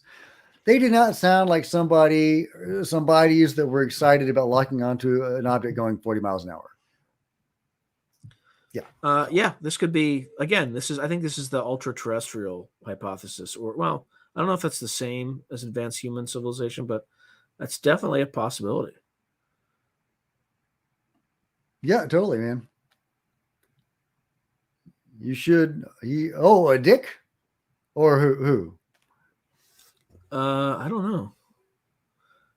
We were talking about. You mean like maybe Stephen Greer? I don't know, but I don't know if you'd agree. Yeah, I don't. Is it your channel, Jack, that's underrated? I don't know. Both of us. Yeah, we're definitely both underrated. See, this is Kev's hypothesis, which is, I think, correct me if I'm wrong, Kev, but I think his view is it's kind of an advanced human civilization. Hey, I don't have any hard conclusions. The only hard conclusions I have is that we have sensor data to indicate that there is something in our skies that is intelligently piloted. That is a hard conclusion that I think is impossible to dispute with. I think that it is very possible that there are remnants from prior great civilizations like Atlantis, to give it a name. You know, whether it was actually called Atlantis or something else, I do think that there were high levels of civilization before our current era, and I think that the evidence supports that. And do I think there's Göbekli Tepe, right, which is like 9,000 years old in Turkey, and right. We weren't building stuff like that. We were hunter gatherers until like 4,000 BC or something. Right. We've only been around for 6,000 years, Jack. And there are so many commonalities of mythologies and cultures all over the world. Different. They're the same characters and languages, the same motives in the mythology, the flood myth, et cetera, et cetera, et cetera, that seem to suggest some sort of shared, maybe not culture, but at least some mechanism of interacting with other cultures in other parts of the world, which seems, yeah. And I don't want to get into the Atlantis thing is a whole other subject. I love Atlantis, but and Dolores Cannon definitely talks about Atlantis. Yeah, she also talks about Earth School, right? Where the reality here is we're just a school. Okay, let's see. But yeah, I do think that some. Yeah, we didn't make this point. We did not make this point, and he, like George, is 100% spot on. Right? Like, thoughts on the NASA panel? Yes.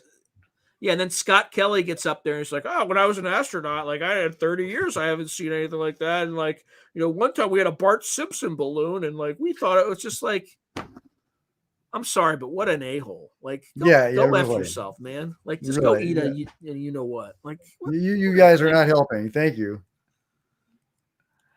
I mean, no, but they weren't there to be helpful. I mean, they were. It was all a sham. They're Project Blue booking us. All right, I think what I want to share something. Let me see if I can do it real quick. By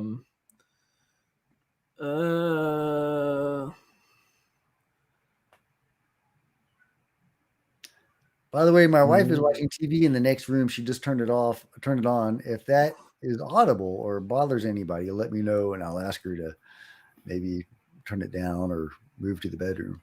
No, while I play around with this, we'll just keep talking, but I have to put it on like a different browser. All right, but where are we? What's the next question? Okay, Christian says, Jack, there was this chat in Q chat about a guy claiming he was a whistleblower and it's probably fake, but how he answered questions was fascinating and it made sense. Q chat, is that Q anon, like on 4chan? I don't know. I don't follow that. But let me know what he said. I'd be real curious. Trump's son interviewed Trump on his podcast and asked him about UFOs and aliens. Trump basically said he couldn't discuss it. Pretty much the same answer Obama gave. Yeah, that sounds about right. Yeah, Grant Cameron, one of my favorite UFO researchers, talks a lot about the briefings that presidents have gotten on the UFO subject. In fact, the name of his channel is Grant Cameron White House because he talks about it so much. By the way, that's just yet another synchronicity. I'm like synchronicity magnet. During this, I didn't want to say anything about it, but now you're forcing me to. So during this podcast, he sent me an email. Because he's sending me questions. Like he's like, before you interview Nolan, like watch this YouTube video. Grant Cameron? Like yeah. Oh, neat. I love Grant. Yeah, he's awesome. He's a good dude. He's like an awesome dude. Yeah, I would like to have a beer with Grant someday. So I never met him in person, but I definitely want to because, he's just very direct, like I am. But anything you tell him, though, he's going to share. Just understand that, like, right? Yeah. But he's really interested in the consciousness aspects of it all and the consciousness connection. I think he's right. I think he's right. I think he's right. Yeah. I think he's really on the money in a way that most people aren't. Okay, Jack, this is the Q chat thing. Yeah. I don't follow Q. I'm not a Q person. Why is probably because of his relationship with Ed Dames, right? So there's actually a remote viewing of Rendlesham Forest, like that incident that Lynn Buchanan did in 1986, and his monitor was Ed Dames. So they work together, and I imagine that because Lynn knows Ed Dames and Ed Dames knows Courtney Brown, that by the associative property of whatever, Courtney Brown knows Lynn Buchanan, so Lynn Buchanan probably gets some money to be on a board. Well, in defense of Farsight, I don't think Daz Smith and Dick Gallagher would have been associated with them in any way if there wasn't some merit to what they were doing. And I think Courtney Brown was probably doing some good work for a long time, but I do think that he kind of went off the rails at some point. Well, and to be clear, he had that one horrible moment, right? But that was years ago. Well, so have you seen some of the Farsight's recent work? Courtney's okay, yeah. Well, yeah, we'll chat afterwards. Yeah. Yeah, I don't. How will disclosure go down? Announcement on TV. We have to. No, I think what's going to happen is you're going to see some sightings, like mass sightings, and people are going to be like, "It's a flare! It's a flare! It's a flare! Data!" And then you're going to see some more disturbing sightings where people actually see beings. And the harder that the government tries to deny it, which they will, because it's already clear which direction they're going, the worse it's going to get. And it's going to get to a point where if the current regime, folks in power, Democrat and Republican, if they don't work to being more transparent about this policy, they're all going to lose their seats in the next election because they're going to lose so much credibility. But I think what's going to happen, I think the phenomena is driving disclosure. I think there's some elements of government that are trying to have been caught flat-footed, and then I think there's some fractions of government that are just like, no, we're just going to deny, counter accuse, obfuscate, like we always do. And I just think the more that they do that, the more that they're going to, I mean, right now government credibility is at an all-time low. And I think it's only going to make things even less stable than they already are. So if they do the right thing, they'll do announcement. I mean, Steve Bassett said that it would go something like they would be public hearings of folks who've had, with like Bob Salas, people that they've already interviewed, and then 2 weeks later, the president gets on a teleprompter in the room. There's like a very specific room in the White House that he would go to. It's like a bigger than, I can't remember.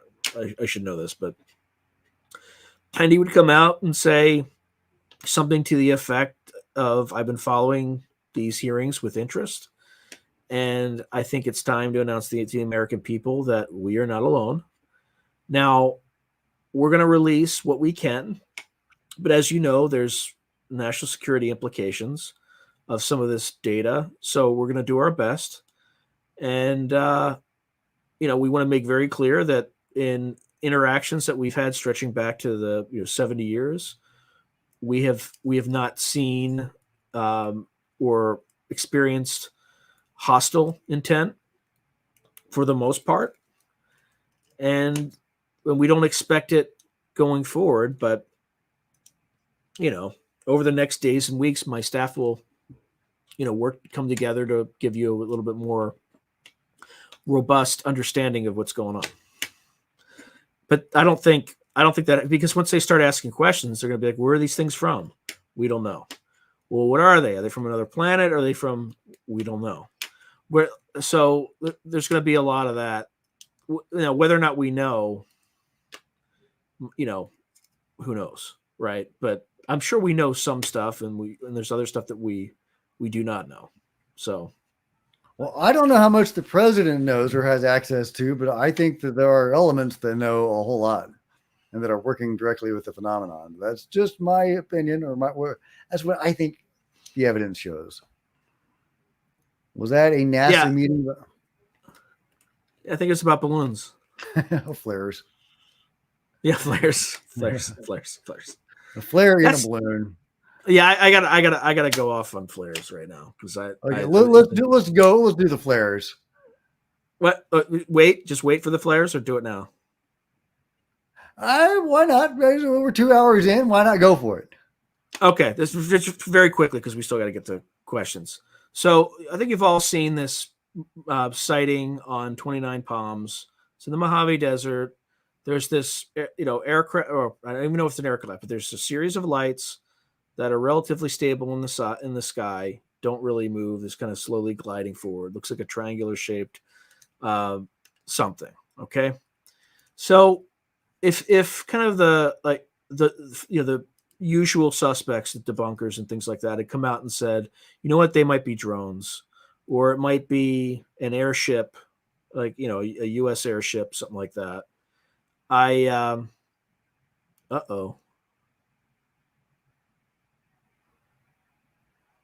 Yeah, you frozen. Yeah, I can hear you, but I can't see anything. I can hear you though. I think everybody can hear you. If you just go on talking, maybe your visual will catch up. Okay. Yeah, it looks. I'm in like a really, really, really great spot too. I look awesome. At least your mouth isn't opening with like spinach in your teeth or anything. Yeah, that's true. All right. Well, I'll do the setup, but the rant, I have to be. Yeah, you got to be in motion to do the rant. Come on. Yeah. Okay. Yeah. I think I saw you move. No. Man. Well, we'll see. I wonder if it's still. Anyway, they know. I'll do the setup and then I'll do the rant later. But the usual suspects came out and tried to say they were flares. But you're talking about, close to 80 people, most of whom are Marines, right? And they're infantry folks who routinely use flares, right? So they did that very night. They shot up flares to see the object. Yeah, exactly. So anyway, I'll get back to it. What the heck just happened?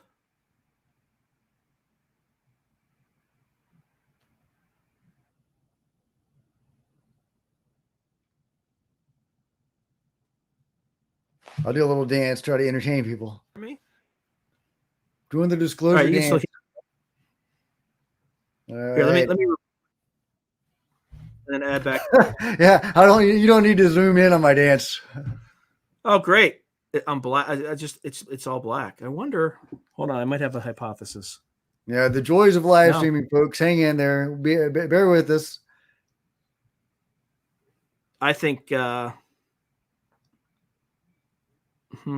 Okay, George is saying we can see you both visually and hear you as well. That's interesting. Can anybody else see Sean? Let us know in the comments if anybody can see Sean, because okay. I can see you now. All right, I just had to I don't know, and then everything is now I'm all messed up. Does that look good? Looks good. All right, looks good. All right, so all right, I gotta do the rant really quick before the deep state shuts me down. I'm just joking because they don't really care about me, but okay. You don't know, man. You don't know. So here's the thing that drives me nuts. I spent 5 years in the freaking Mojave Desert.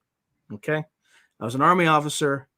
I bet you if I asked Nick West, I guarantee he has never, or whoever comes up with this thing. I can't say, I'm not going to really say this. I guarantee they've never used a flare in their entire life, because what it looks like is it's like a tube. You hit the tube on some metallic object and it shoots up. You can see a stream of smoke. It kind of pops at the top, and then the sky lights up and the little parachute kind of slowly dangles down, right? Now, there are other sorts of flares, but you would see a smoke trail. And by the way, the slowest they descend is like 4 feet per second. Okay? That thing, so the height it would have to be loitering for 10 minutes without hitting the ground. It is insulting that they came up with this. And supposedly they were watching it for like 30 minutes. Well, one person said like 10 minutes, but then there's a subsequent interview. They said like 30 to 35 minutes. So who knows? Who knows what? If that's the length of time, there's no way it's a flare. But just pick something plausible, right? It's fine to admit, it's probably not a flare. But if everybody who is like a ground pounder who spent time in the military around flares and like it is not a flare. There's no way that's a flare. So it's just like this this discount, like people are just discounting eyewitness testimony. It's really, really annoying. I guess I wasn't gonna go on that much of a rant. So no, man, you are absolutely 100% right. Flares is just their latest go-to to debunk something. I mean, it used to be swamp gas or whatever. Now they've got flares or balloons. I love that. I love this statement. Yeah, maybe they're both debunkers. Is that the idea? Yeah, if Neil deGrasse Tyson got a rectal probe, he would not admit it was a rectal probe. Okay. Graham Hancock has some interesting thoughts on the history of mankind and how we came to be here. Your thoughts on that? Personally, I love Graham. Have you interviewed him yet? You should totally interview Graham. I mean, he might. I perceive him to be so like anybody who's been on the Joe Rogan show is like, it's a little bit more difficult to. But you've got some fairly big wigs. I've got to give you props. But you got to stack them. You got to stack them. You got to like. It's like the hot girlfriend thing. It's just like I don't know if my girlfriend's hot unless my friends think she's hot, right? And like I don't think that way, but a lot of people think that way. So because when I first started out, I had like 400 like subscribers, and I'm reaching out to people. If it wasn't for David Morehouse, I wouldn't have been able to get all those other great guests. And That's it's just awesome. because he's just like, I'll talk to this guy. And then, he's on a bunch of shows and he'll continue to be on a bunch of shows. But you have to like stack and say like so when I reach out to him, I have like this person's been on and this person's been on and this person's been on, and it makes it more likely that they'll accept. So anyway, for those folks who try to interview people. Well, I love Graham. I love his ideas. I watched his most recent show or series. Ancient Apocalypse, great show. Do I think all of those, places that he went to were part of Atlantis or the remnants of Atlantis? No, but I think that some of them probably were, or created by the survivors of Atlantis or what have you. Some offshoot or what have you. But in general, I think Graham is on point that there was an ancient civilization that got wiped out by an apocalypse, either of their own making or not of their own making, a catastrophe, the Younger Dryas catastrophe sort of thing. There are remote viewers and there are people that, Matthias Stefano? Mm-mm. Well, he's he's an amazing guy. I've been following him for a couple of years. He is somebody who has he says he has access to the Akashic records, and that he can see all his past lives, including those lived in Atlantis. And he has this great story about the fall of Atlantis and how it was really brought about by itself or its colonies that revolted against it using pyramids. Anyway, but according to that story and other stories that have Atlantis falling by more human means, Mm-hmm. and then there's the story, that Graham proposes, or not story, but he, the Younger Dryas event was a real event. Whether or not that was the end of Atlantis or not, I don't know, but the dates definitely do coincide. So, whichever happened, whether it was human or non-human, or the fall of the previous great civilization, I think that some element of that is probably still here with us. Some people think that's responsible for the UFOs and, the hieroglyphic seen on the UFOs. Oh, I think I know what he's talking about. The ex UFO whistleblower on 4chan. Yeah, somebody sent me that. That's a whole other rabbit hole, man. Like it's nuts. I mean, there's no way to verify. It's a great story. It's a great yarn. I'll tell you that. Well, that's why I avoid 4chan, because there's no way to verify it. Yeah, is this the Bermuda Triangle one where they like attack anything that comes into the Bermuda Triangle? I'm guessing, but I saw like it was like page after page after page after page after page. Oh. Okay, all right. Operation Trojan Horse has a whole chapter on the lady from 1970, and the implication was that the lady delivers every time with her predictions, unlike many of the other entities. Wow, Christian. Okay, Operation Trojan Horse. Remind me who wrote that. Was that one of the remote viewers? Was that who wrote that? I'm gonna have to Google that. Operation. That wasn't John Keel, was it? Operation. While you're doing that, there's a story that Ryan Bledsoe. He has a show called Bledsoe John Keel. So. John Keel. So Ryan Bledsoe, he has a show called Bledsoe Said So, which is actually pretty fascinating because he tells a little bit more of the stuff that he's not supposed to be saying. That's why I love Ryan. He just lets it all go. Yeah. So what did he say? He said that there's folks. Again, I don't. This is all like third hand. So take it. It's a great yarn, regardless. But there's a story that Kit Green. You know who Kit Green is? Yeah, he ran the weird desk at CIA, but apparently like he helped Led Zeppelin write the lyrics to Stairway to Heaven in order to prepare humanity for the lady. Read the lyrics. I mean, look, I'm not saying it's happened, but it's definitely, Hey man, lady in white. Grant Cameron talks all the time about songs being channeled from beyond. And not just songs, but other Tim things. Taylor, that whole like he gets these ideas for biotech. Right. People get this channeled information that they are meant to deliver to humanity. And Chris Bledsoe got his songs from the lady. So it would be fascinating if there were a song to prepare people for the lady that then gave us 6 songs. And I don't even know if we know all of them yet. I think we only 3 have been released, but correct me if I'm wrong on that. If we know all So 6. Mick West is I would agree that he's smarter than 50 active Marines. However, he has far less experience with flares. Oops.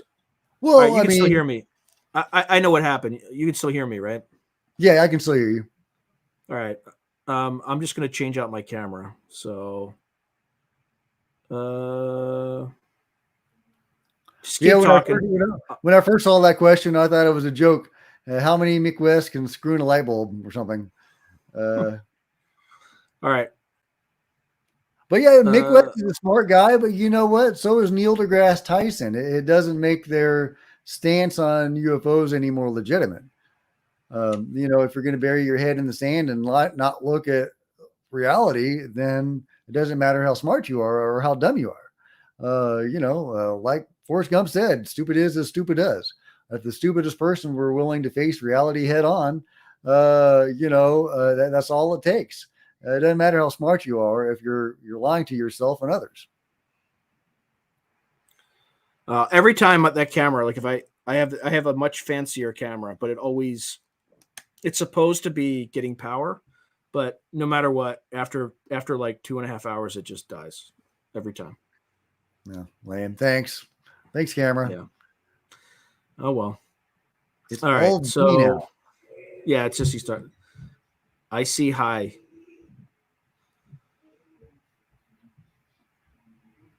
Yeah, All right. Exactly. Exactly. that 0 explains point it. energy flares. I think we cracked the code.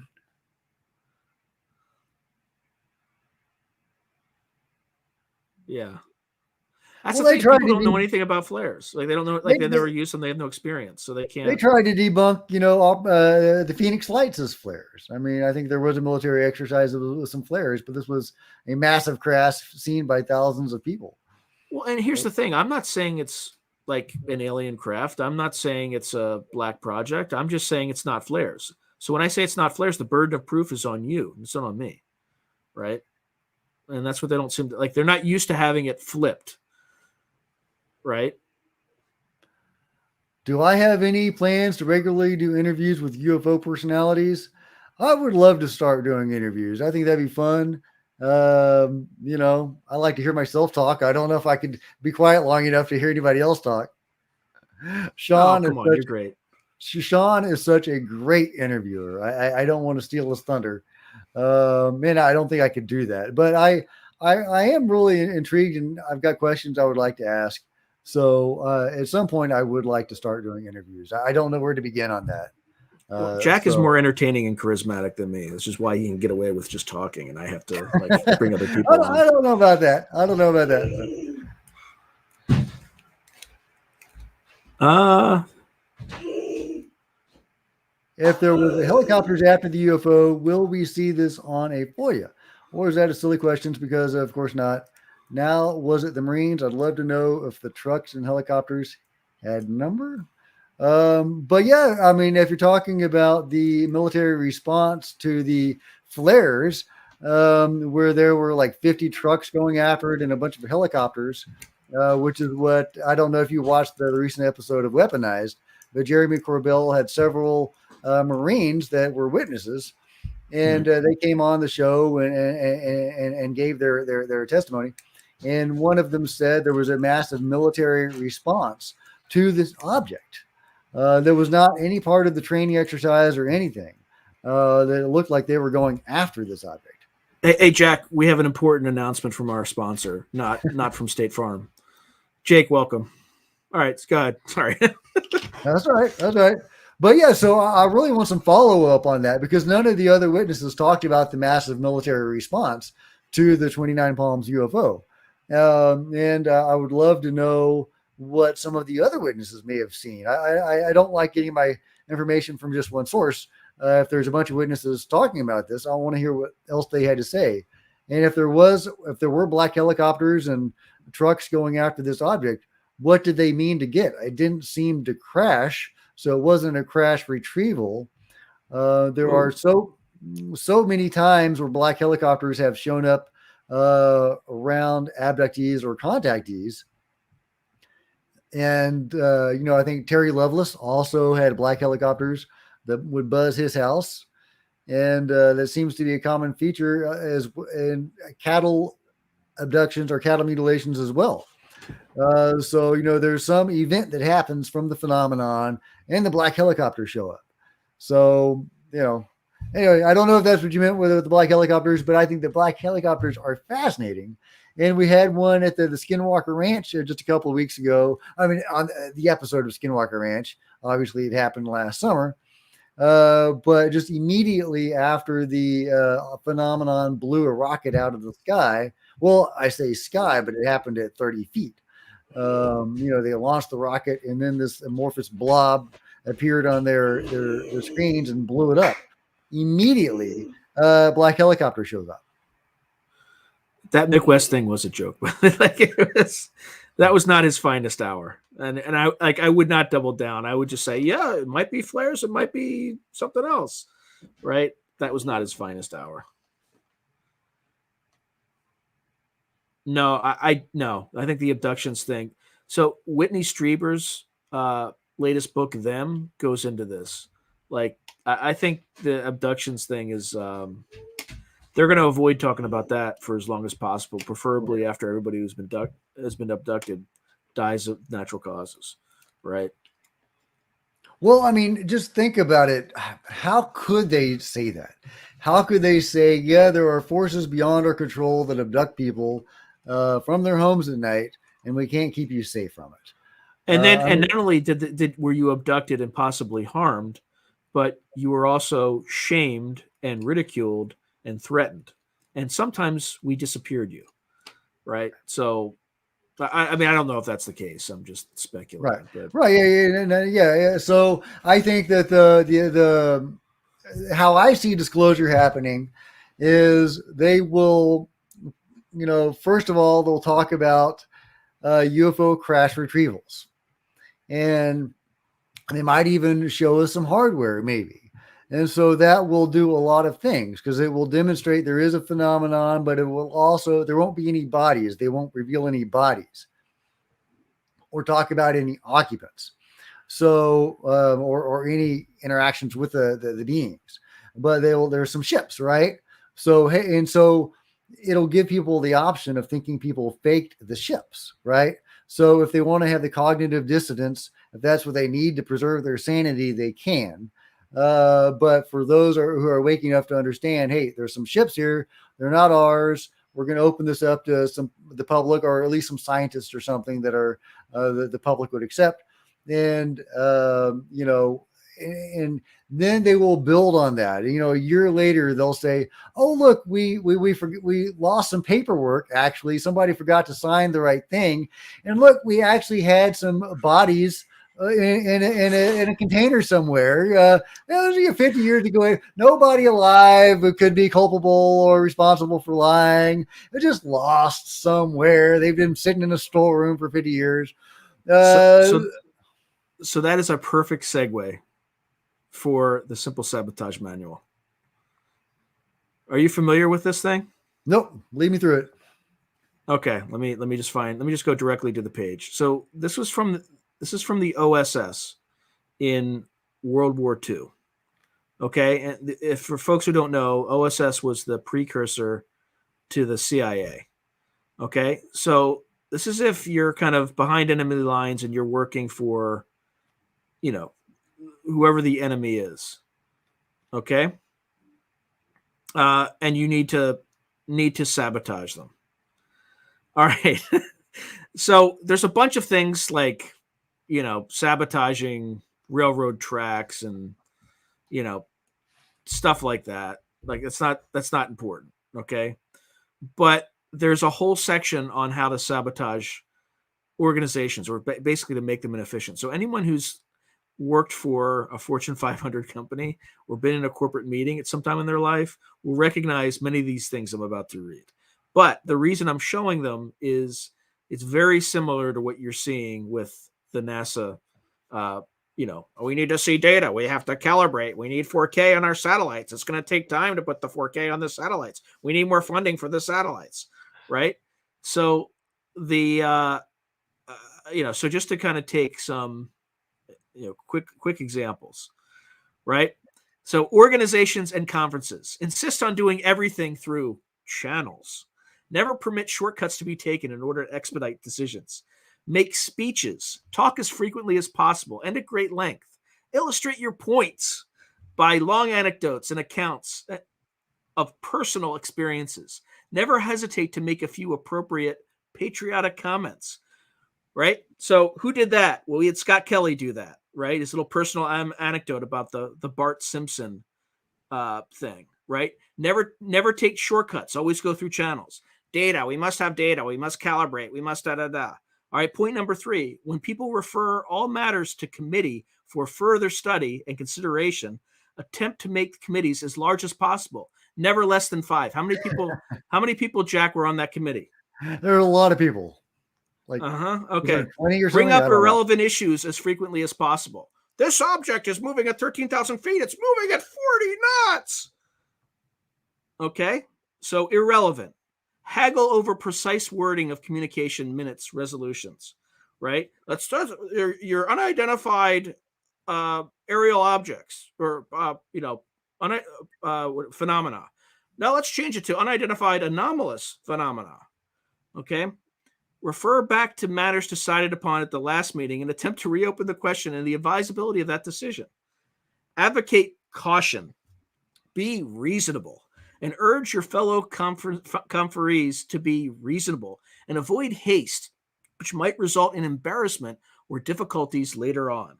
Remember that guy who was talking about identifying life and making sure that we verify it and dot every I, cross every T, etc.? Be worried about propriety of any decision. Raise the question of whether such action as is contemplated lies with the jurisdiction of the group, whether it might conflict with the policy of some higher echelon. Okay?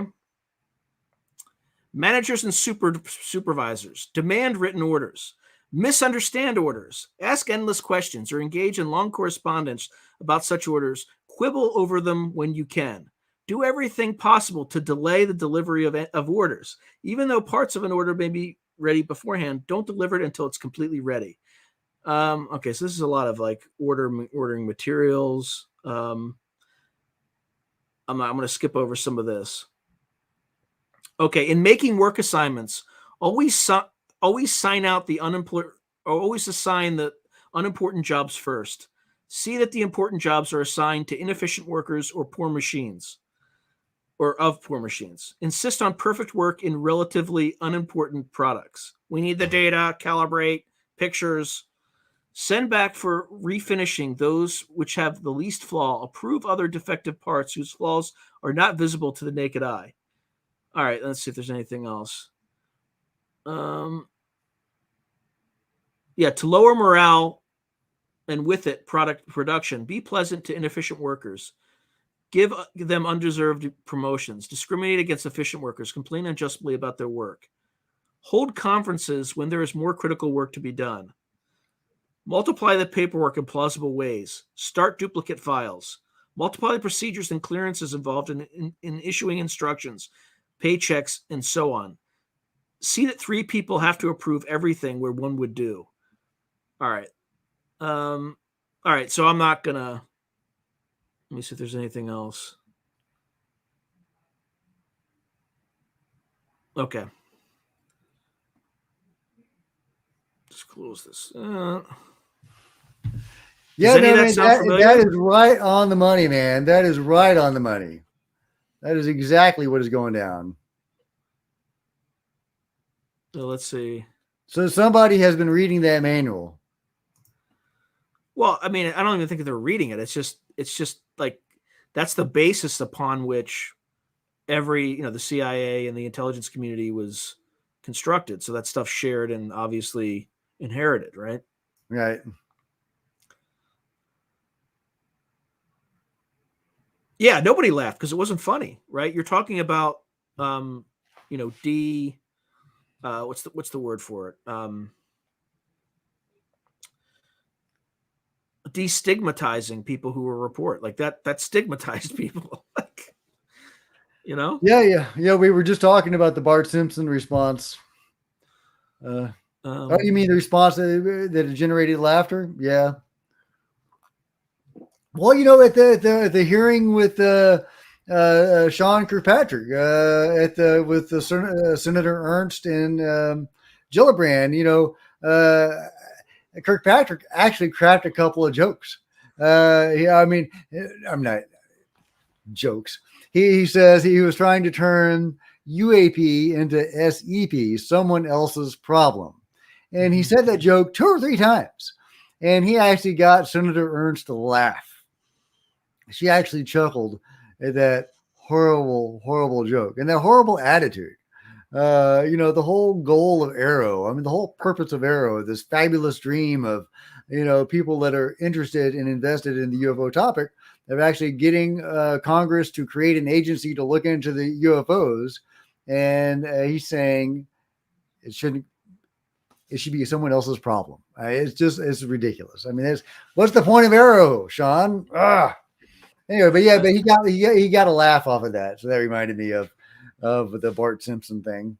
I don't know what Elizondo would think. I think you're more tapped into Elizondo than I am. Yeah. I've got a video coming out about that tomorrow. He had some tweets about it, and so I have a video coming up tomorrow morning about the responses from Lou Elizondo, Jeremy Corbell, Sean Cahill, and Chris Mellon. And they're basically all on the same page, trying to look at it in a more optimistic light, saying, hey, at least there was NASA's publicly involved in UFOs now.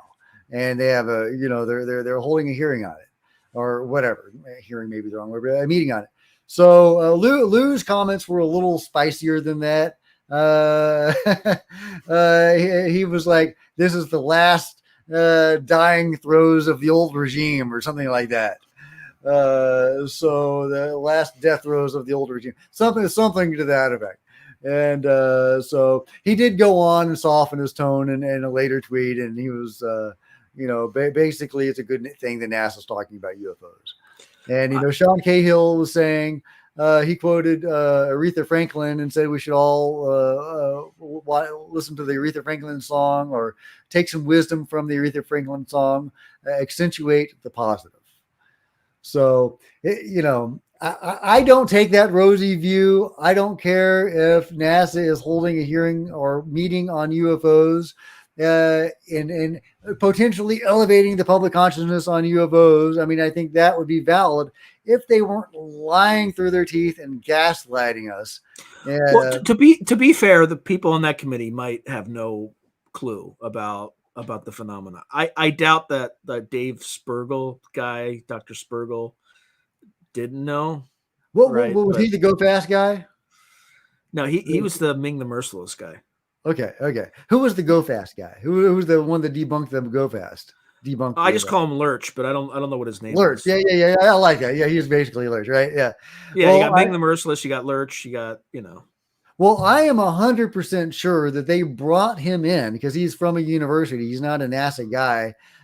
They brought him in specifically because he wanted to debunk the Go Fast, and so I think they do have an agenda, and it is not a pro-disclosure agenda.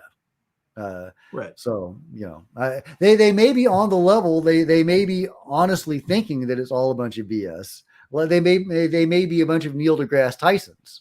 So I think that's totally possible. If you're honest, you get fired. Yeah, transparency was secondary. His main goal, Lou's main goal, is to make one program a legal one to look at this. Consolidate SAPs.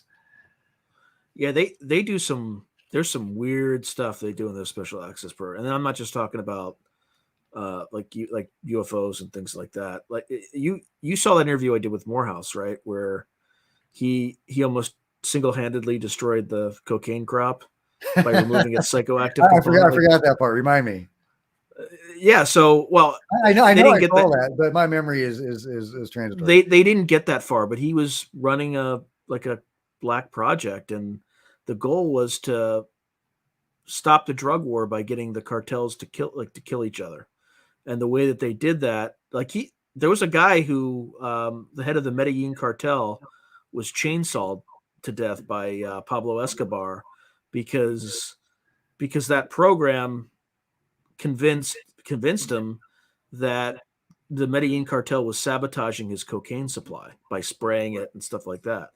Because we were spraying it, but we were spraying it with nothing, with BS, and then inserting, um, cocaine that had chemically been, I guess, bleached, where the psychoactive component was removed. And then people started killing it. Like, it not only ripped apart the caused an inner cartel conflict, it also caused intra cartel conflict as it went down the supply chain. So I think in about 6 months, he almost stopped single handedly with this program, the drug. And he also had at Sandia National Labs, I think they were working on a fungus or some bacteria that would remove the psychoactive component of cocaine. So if they had gotten to the completion of that, you'd have cocaine that it Does doesn't exist anymore. right? Wow, But I don't wow. think they got that far. It was also part of a deception. The whole thing was a deception campaign, and but the government, like, when people started getting burned out of that system, the government kind of just said, "Okay, stop."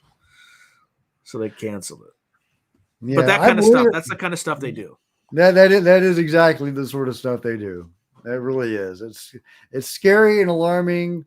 Some of it's encouraging. They're coming up with inventive ways to solve problems. But they did cause a guy to get chainsawed to death. So I don't know. He was probably a bad dude though. Oh, what's this? It's Shoot also downs in interesting. February? The shoot downs in February. The White House has made something to look at. Yes, that's right.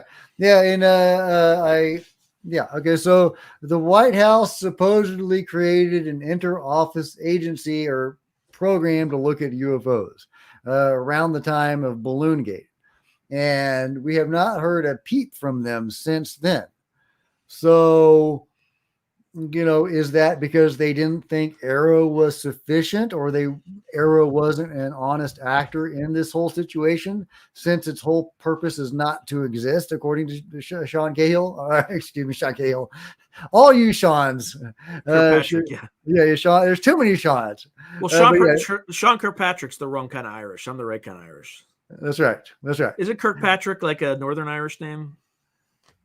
Sounds likely. Sounds likely. Or I'm saying that in jest because Ryan Macbeth says he's got a story about that because his father, I think, is Northern Irish, and he had a platoon sergeant or something like that who would okay. just he would collect people with Irish surnames into his platoon, and he found out that he was Northern Irish, and he's just like, "You're the wrong kind of Irish, Macbeth." Anyway, I've got a little I don't mean Irish in me, but I don't know if I'm Northern or Southern. well, your name's Connor, so I figured you were. Okay, so psychotrop. I mean, probably. I don't want to. We probably shouldn't discuss. We do not advocate use of illicit narcotics. Or do we? But yeah, I've had some intriguing experiences. well, John, everybody says that, but I don't think. I don't think they're. I don't think that. I think we're too much of. We're small fries. We're not. Why would the powers that be messing with us? You've interviewed some intriguing people that could have people watching them. I mean, we know Chris Bledsoe is being watched, surely. Are they monitoring? Yeah, that's weird. When I reached out, like, I got a response in like less than 20 minutes. Wow. And the guy, cool, his manager is like, if you look at the UFO of God website, his manager has a testimonial. Like Jim Semivan has a testimonial. Colonel Alexander has a testimonial, and this guy has a testimonial. And by his name, it just says analyst USG, whatever. So read into that. I mean, he could be working for the Department of Agriculture. I don't know. Right? Probably not.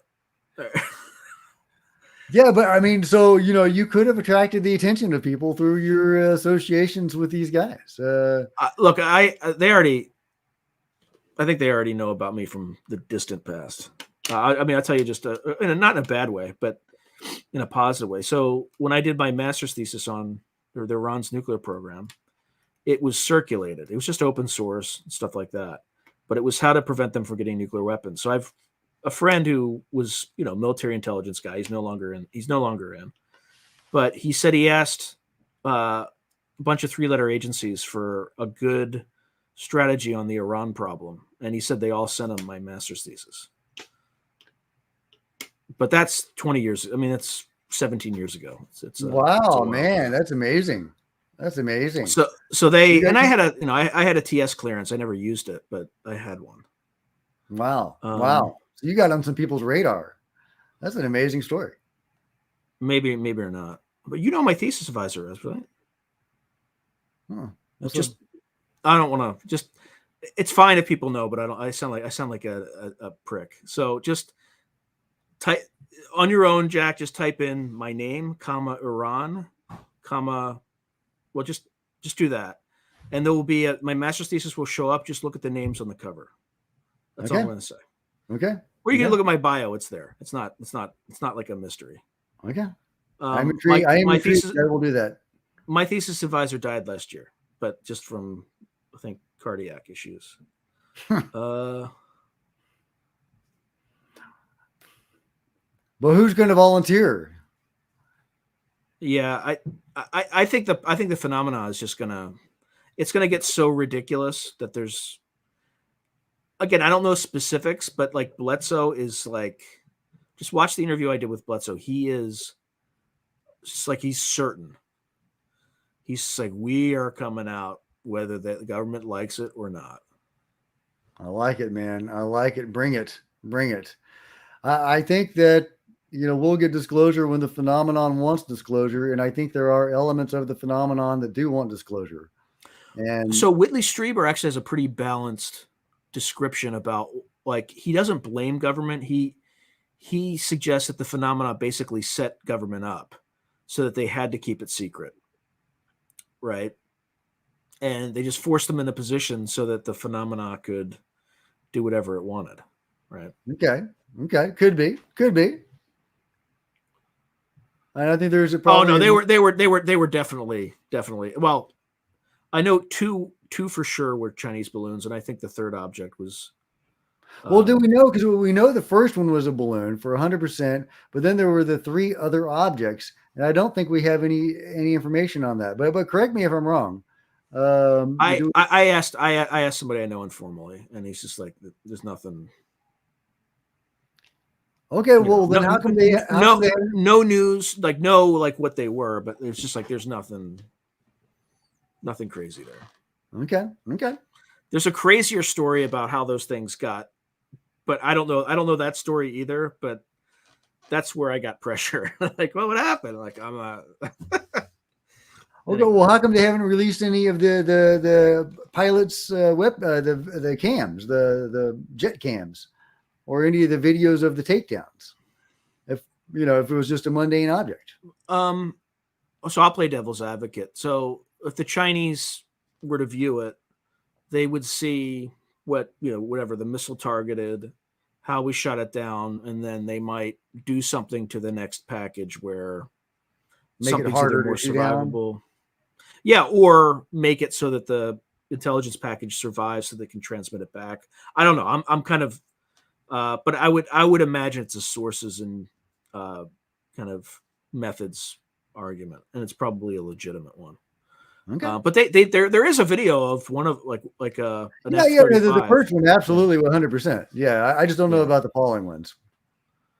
Yeah, I mean, look, the other 2 could be. I don't know. I didn't get a sense of alarm or anything like that. It's just so unlikely that we can shoot down a UFO, and yet there are multiple cases of like legit seeming cases where that seems to have happened. Yeah, or let's say there are 3 Chinese balloons and we couldn't find the other 2. We don't want to. Right. I don't know about the balloon gate. I don't know about that. But I just mean, like, historically, like even Colonel Corso in the book of The Day After Roswell talked about us shooting down a UFO with an energy weapon that we developed from reverse engineering technology from a UFO.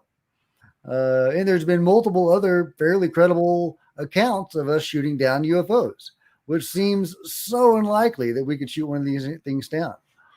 Well, But it seems like it had happened. I can think of I can think of a scenario where that happened. Let's say, I mean, we live in a universe where there's trillions of stars, right, and multiple trillions of who knows, right?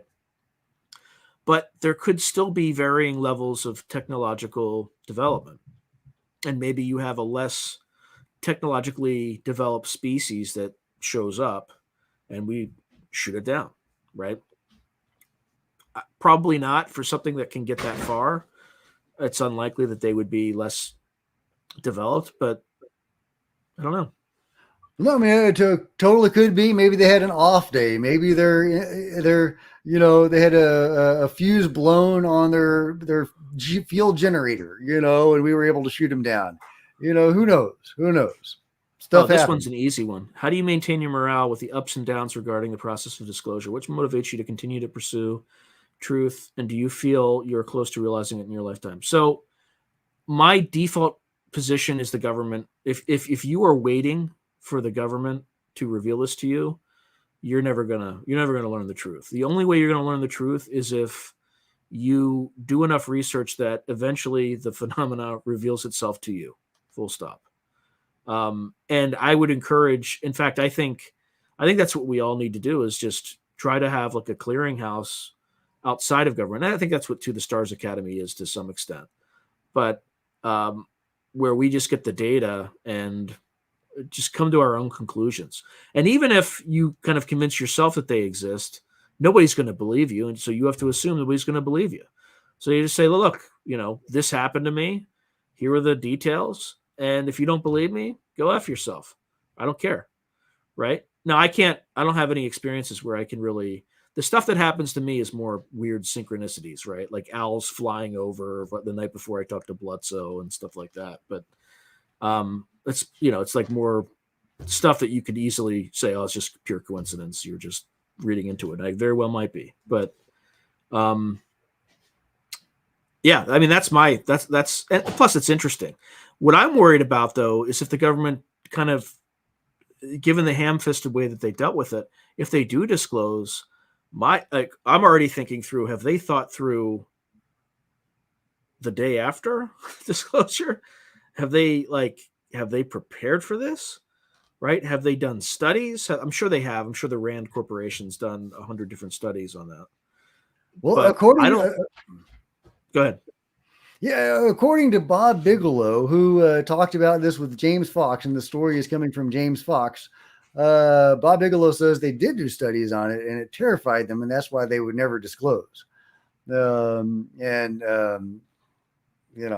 who knows? But there does seem to be a disclosure movement happening, whether the government wants it or not. Yeah, it's just, I mean, all you can do is when Bledsoe reports, when he starts putting that stuff out, just magnify the signal. You don't have to, I mean, you don't have to, and don't, I think the most important thing is to keep your mind open. So whenever you share this stuff, don't assert that it's definitely this, right? I think it's okay to say it's definitely not flares, right? If the argument's so stupid that, it's potentially ridiculous, but it's hard. It's easier to say it's not something than it is to say it is something. But just keep your mind open and also be careful, because there's an overwhelming argument that whatever this stuff is, it's benign, and you can't assume that either. So the best thing that folks have said, like the Grant Camerons of the world and things like that, is make sure your intent is positive and have the highest intentions, because you go there with, and again, I'm not a new agey type person, but you go in there with the highest vibration. You go in there with low vibrations, you might get the mirror of kind of your fears and things like that. So like Semivan did not have a good experience, right? But that experience may have been necessary for him to do what he's doing today. Yeah, that's right. That's right. You have to go into it with your eyes open, because there are negative experiences that people have. But but yeah, like Grant Cameron was saying, go into it with a good intent. High vibrations, very important. Very important. What's the what's this leak from Lake Huron? Was that a recent leak? Was that during when it was going on? I don't know. Yeah, I'm not familiar with any information coming out about that shoot down. But if you have any, let us know. Um, I'd love to know more about those cases, even if it's just all mundane objects. And I think that's very likely they were. But Oh, you know, yeah, I think that's probably. I mean, if they're electrogravitic technology, EM pulse will probably definitely take them down. well, Lou Elizondo said that, right?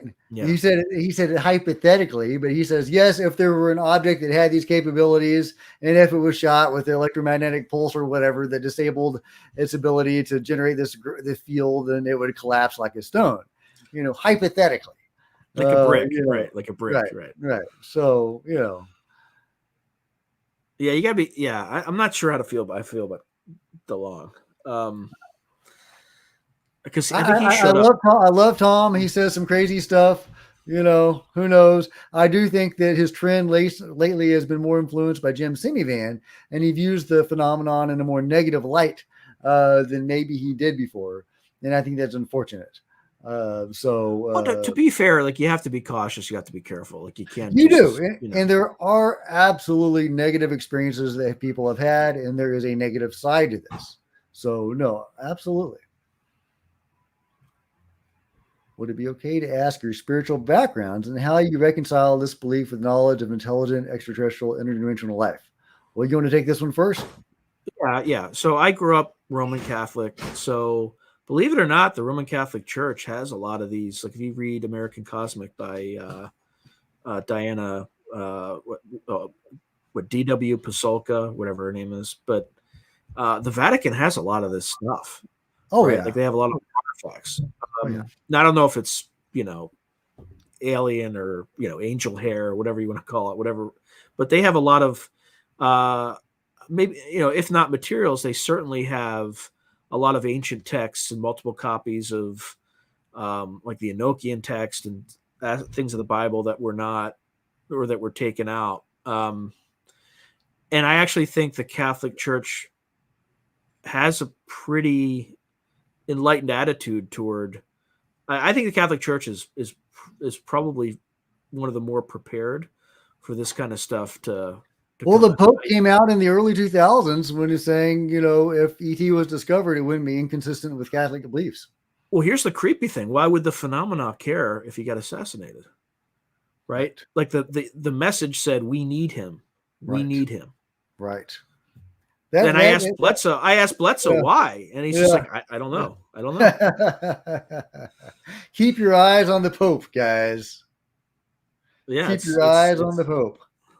Oh, you didn't get it. But I wouldn't say I'm practicing it. I'm willing to believe that I am also scientifically minded, but I don't, like NASA, think that we've solved everything, and I'm not 100% a materialist. I think there's an aspect of reality. We have a very narrow range of what we can see, hear, and we can only hear things in the sound spectrum from 20 hertz to 20,000 hertz, and then anything below 20 hertz, you start to get into the infrasound range, and while you don't hear it, it can make you hallucinate. It can do all sorts of crazy stuff. So there's aspects of reality. We're only seeing a very narrow range of reality, and there's things that we just don't see. You don't see electromagnetic waves. You don't see radioactive radiation. You don't see gravity, right? But you experience its effects. So but I don't know, who knows? Like maybe the things like demons, right? There's a whole book on that called by Nick Redfern called Final Events.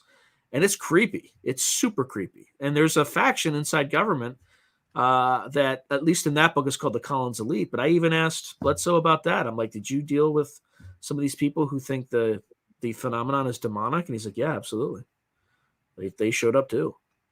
So anyway, Jack, sorry, I didn't mean to just about the whole spirituality question and how it affects my beliefs.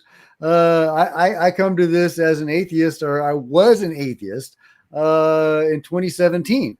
And when 2017 happened and my research into the UFOs began, I quickly saw that there was this weird metaphysical paranormal aspect to it.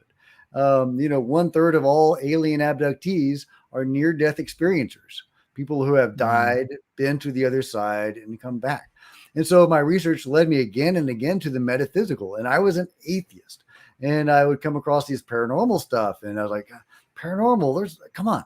And, I would study Skinwalker Ranch and they're talking about poltergeist and werewolves. And I'm like, okay, I give up. All right, I'm going to study the paranormal. So I studied the paranormal.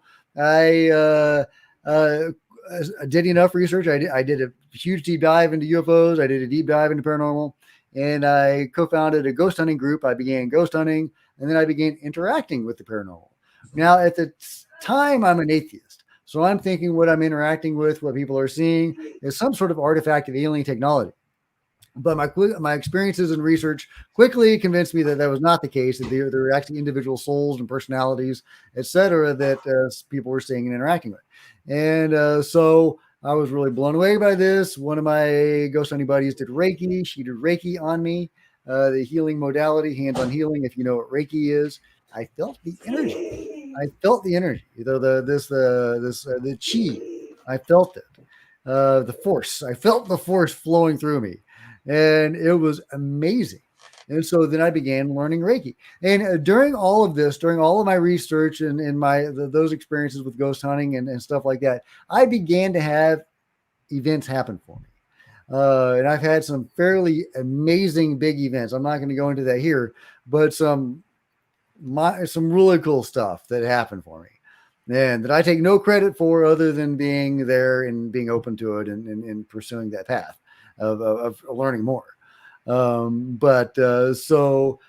then came my ayahuasca Jesus UFO thing.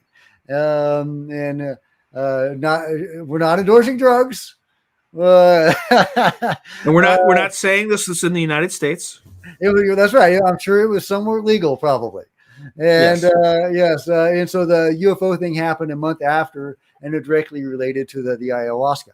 And so I've had all these weird stuff and really amazing stuff happen for me, including a healing of myself that happened for me that really changed my life. And so I came across evidence of the metaphysical and the spiritual. And so my interest into UFOs led me directly to spirituality, because that's where it goes, is this other dimensional metaphysical aspect. And I was fascinated when UFOs before I learned there was a metaphysical aspect, but now I'm just, wow. So it's this huge grand mystery out there, and I love it. So I think that if people look at it that way, like when fundamentalist Christians look at it and they think, oh, it's demonic.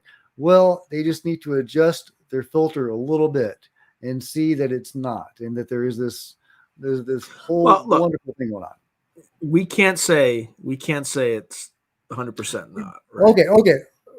If there's angels out there, no, because I'm supporting what you're saying. So if there is a good side to the spiritual aspect of it, there's probably a negative aspect to the spiritual aspect as well. So if you're going to label that as jinn or demons or whatever, I myself have interacted with a negative entity. It was unpleasant. So it's there. So yeah, I'm not saying that that's not there. There's a range. There's a range in all this stuff. There's good and bad. There's I could go into a whole thing about the good and the bad. But anyway, yeah, it exists. I wonder if the Brookings Institute study, I wonder if it would have the same criteria, or not criteria, but the same results would apply today. I'm sure they'd find a different thing outside of religion that would explain societal breakdown, but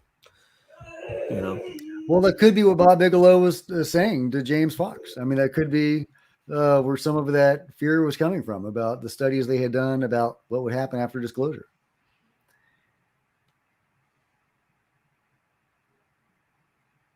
Yeah, there's a trickster element and there is a dark side, but there is also an enormous positive side.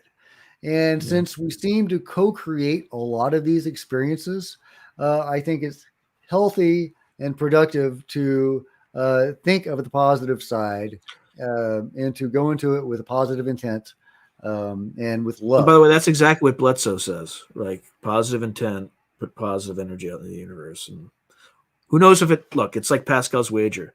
Do I know it's going to work? No, right? But if I put that stuff out into the world and nothing happens, I lose nothing. But if I put that positive stuff out into the world and it actually works, then I gain everything. So might as well just be positive. And people treat you better if you treat them better. So, That's right. all right, let's see. I Yeah, but love don't get too worried about it. But yeah, and the trickster event, like the trickster element, might also be a necessary element of evolution or education, right? Yeah, I mean the trickster thing is real. I mean that is a part of it. I don't know what it means, but it is there. Everything else. Well, okay, so you have to go into it with your eyes open, and Yeah. I'm not advocating going into it blindly um, or any of that. That's why I don't think that what Stephen Greer says is healthy when he says aliens have never done anything negative. I don't think Right. that's productive to go into it with your eyes closed. I think you have to know that there could be risk, but that is precisely why you have to go into it with love and light. If Well, that makes sense. look. I've gone in love and light with human beings, and I've been tricked, right? So like, it's just like anything else. If what they're telling you, if they start telling you to start cutting yourself or something like that, then they're probably not in your best interest, right? So kind of listen to the message and try to, again, I haven't really encountered any of this. The next question, though, this is a wild question, and Oh, I have and a lot. I'm gonna let you go. And 3 hours in, I'm gonna bug out. So in a few minutes. So All right, or we could take a break. how late I did you want to go? I'm surprised we're close to 3 hours. uh, I, yeah, we should put a we should put like a deadline. All right, why don't we go to like you see with the live to 10, well, 13 more minutes. So when it says 3:10 whatever, can you do that? I could do that. And we'll just have a hard stop. But you want to answer this one first? Have either of you encountered entities visiting you in your dreams? Yes, I have. I have. Uh, Once I started getting into all of it, it's kind of personal. My dad came to me, and he's passed on, and this was not a dream. This was a visitation, and but it is kind of personal, and but yeah, I have encountered. I mean, I hate to call my dad an entity. That sounds, it's probably not the way I would want to phrase it, but yes, I have encountered someone visiting me in a dream that was not a dream. And so that is a thing. And I've had friends that have had the same experience. But are you talking about a human entity or a non-human entity? I think it just means any. Yeah, because I think that being, non-human entities have also visited people in dreams and higher beings. I think that's the thing too. So dreams. Okay, so I can't say affirmatively one way or the other, but I can recount three experiences. One is a little bit more detailed, but the first two are just data points.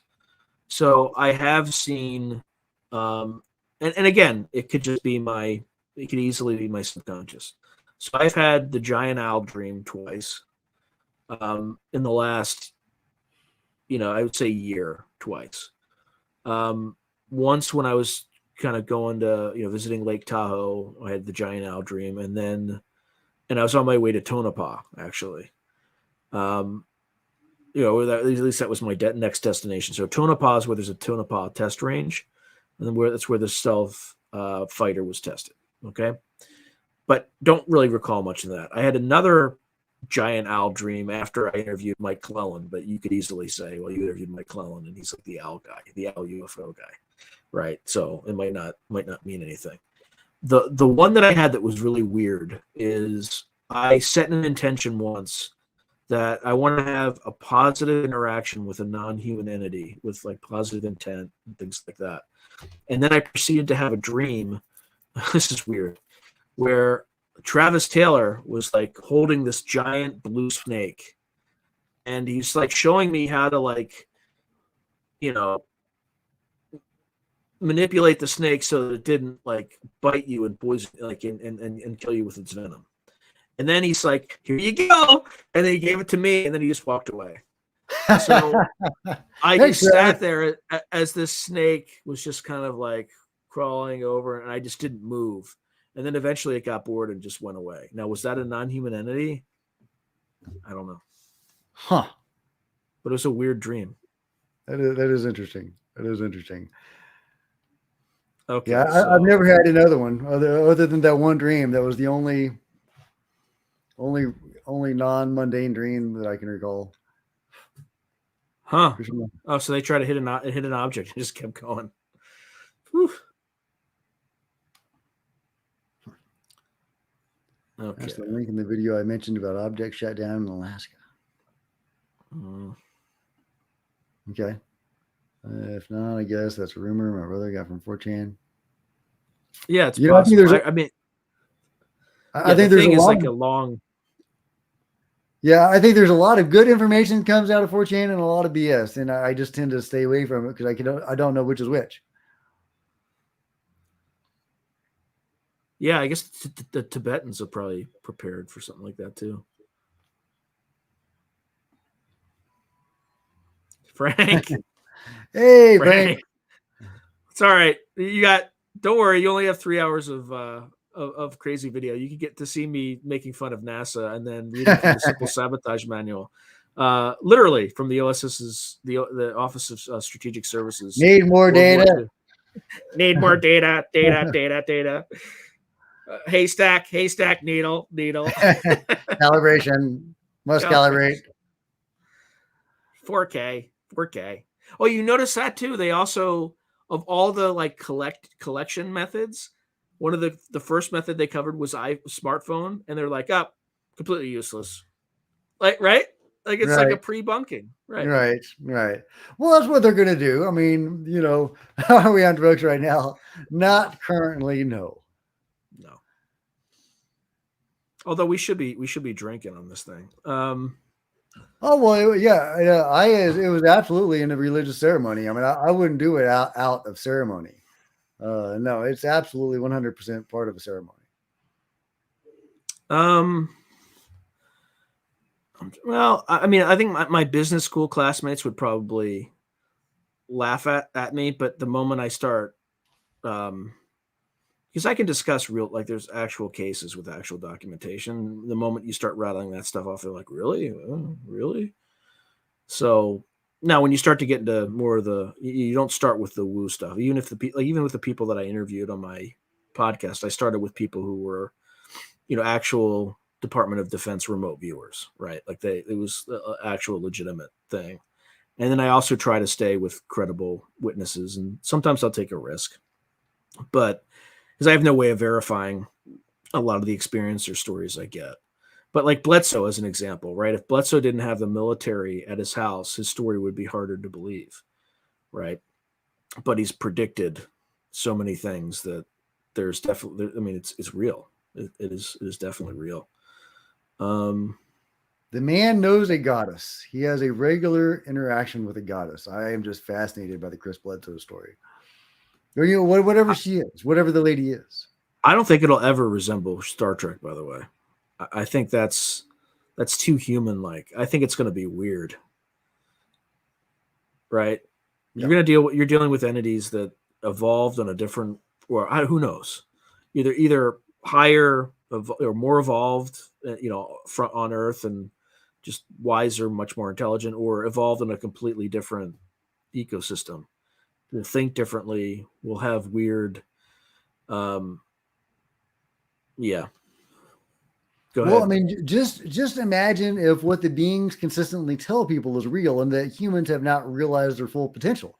This came up again in the James Fox documentary, A Moment of Contact, about the Virginia, Brazil case, where when one of the beings was in the operating room and they were trying to save it, it said, "I feel sorry for you guys, you humans, because you don't know your full potential."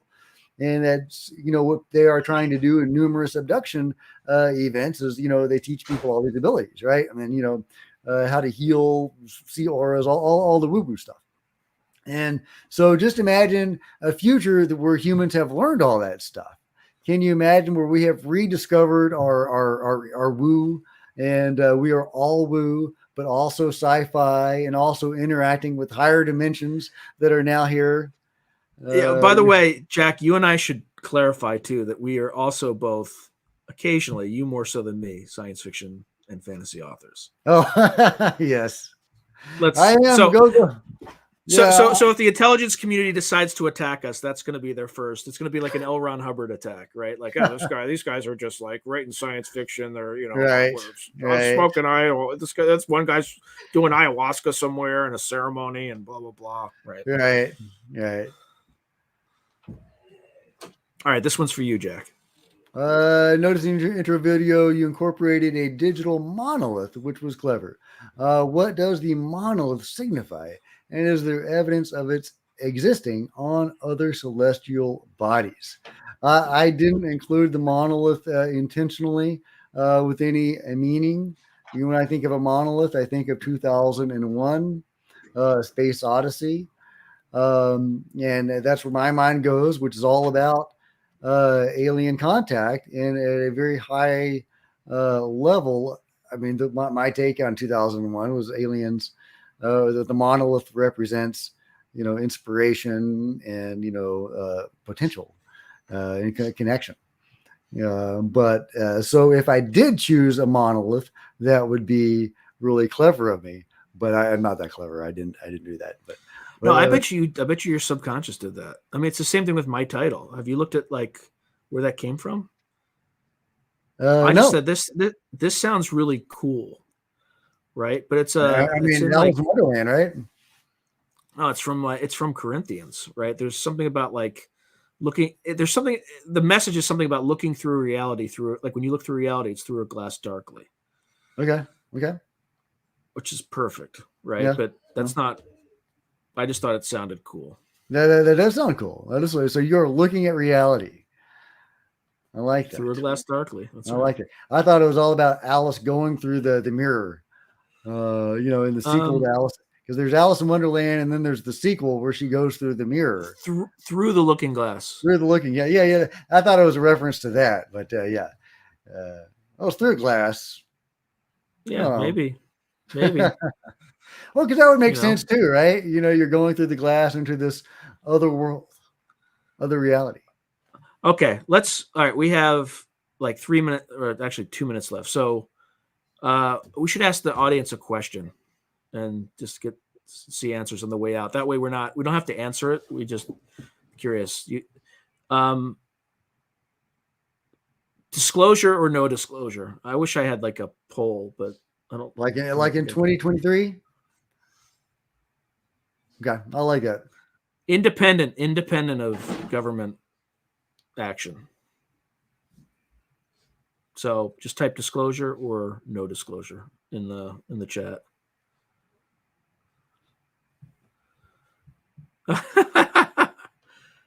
Explain the background of the soldiers in gas mask. Okay. So so if you see like the AK-47, so it's obviously Eastern Bloc. This is Russian naval infantry. And again, I thought it, and then I have this castle behind it, and that is actually a place in like on Emerald. What is it? Emerald Lake. It's like a inlet. It's on Lake Tahoe, and it's a place called Vikings Home, and it was built in like the 1920s. But you go down this big hill, and it's just like this castle. It's pretty awesome. So it's just superimposed on that. Why I decided to put Russian naval infantry with gas masks? Because you're like, what is that? It is right? cool. Like what? It is Like cool. what's going on? Yeah, it's like what's going on? It's got You know, the post-apocalypse versus the paranormal. yeah, It's got yeah. It was geopolitics meets kind of paranormal. yeah. What I was trying to. That's exactly what I Oh, was trying I to like get. it. So, all right. I don't think we're getting any votes, but I think Come it's on, okay. guys, pony up with your votes. I think it's a good time to call it because I keep forgetting you're 2 hours ahead of me. So Yeah, but that's okay. I've been having fun. I've been having fun too, but you're the one suffering. So I'll stay on. I'll stay on for like forever. So just, but I'm not going to stay alone. So I, I think people are. Well,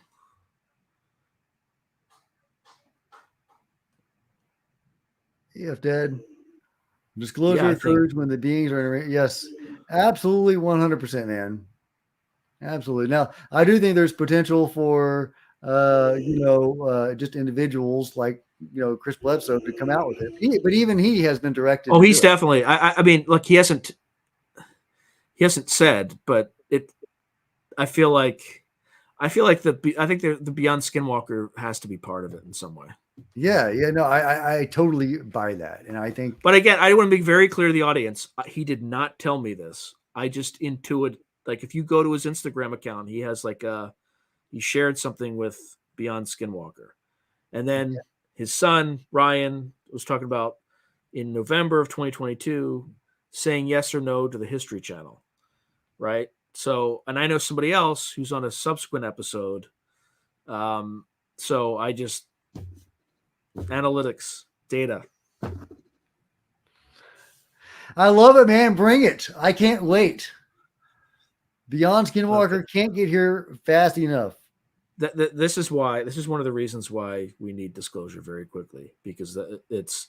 Did you hear about? I don't know. The article was written so badly that I couldn't tell if it was a simulation or if it was real. But did you see that there was like some like AI automated drone that when it was called off its mission because it got more points for accomplishing its mission, it the drone killed its human operator so they Oh my could complete the god. mission. Oh I my don't think god. it, but I couldn't tell if it actually killed its human operator or if it was just a simulation. I think it was just a simulation, but the Yeah. article was not clear if you read it quickly. That is terrifying. Well, I mean, Lou Elizondo said to read that book, and it talked about the interaction between AI and ET, and it Which one? didn't really, I forget the name of it. Kind of a funny name. If anybody in the chat remembers, it was what the book that Lou Elizondo recommended that talked about interaction between AI and ET, and how he said it might be an important book to read. And I don't think it ended really well for humanity. But anyway, all right, I've got to go. Yeah, I think it's time to call it. So what I'm going to do is I'm just going to drop you and I off, and I'm just going to play some music for a few minutes, and go to get some sleep, man. Hold on, let me just. Why is this? I'm losing it now too. But guys, before we go, thank you very much for having me, and I really enjoyed it. Yeah, we should do this. We should do this a little bit more Yeah, often. I'd like to. I'd like to. I mean, this was a test. We'll see. We'll see how many subscribers we lose. All of them. Well, it'll be No. 0 subscribers tomorrow. No. All right. Let's see. What do I want to play? Here we go. All right. Thank you, everyone. See you soon.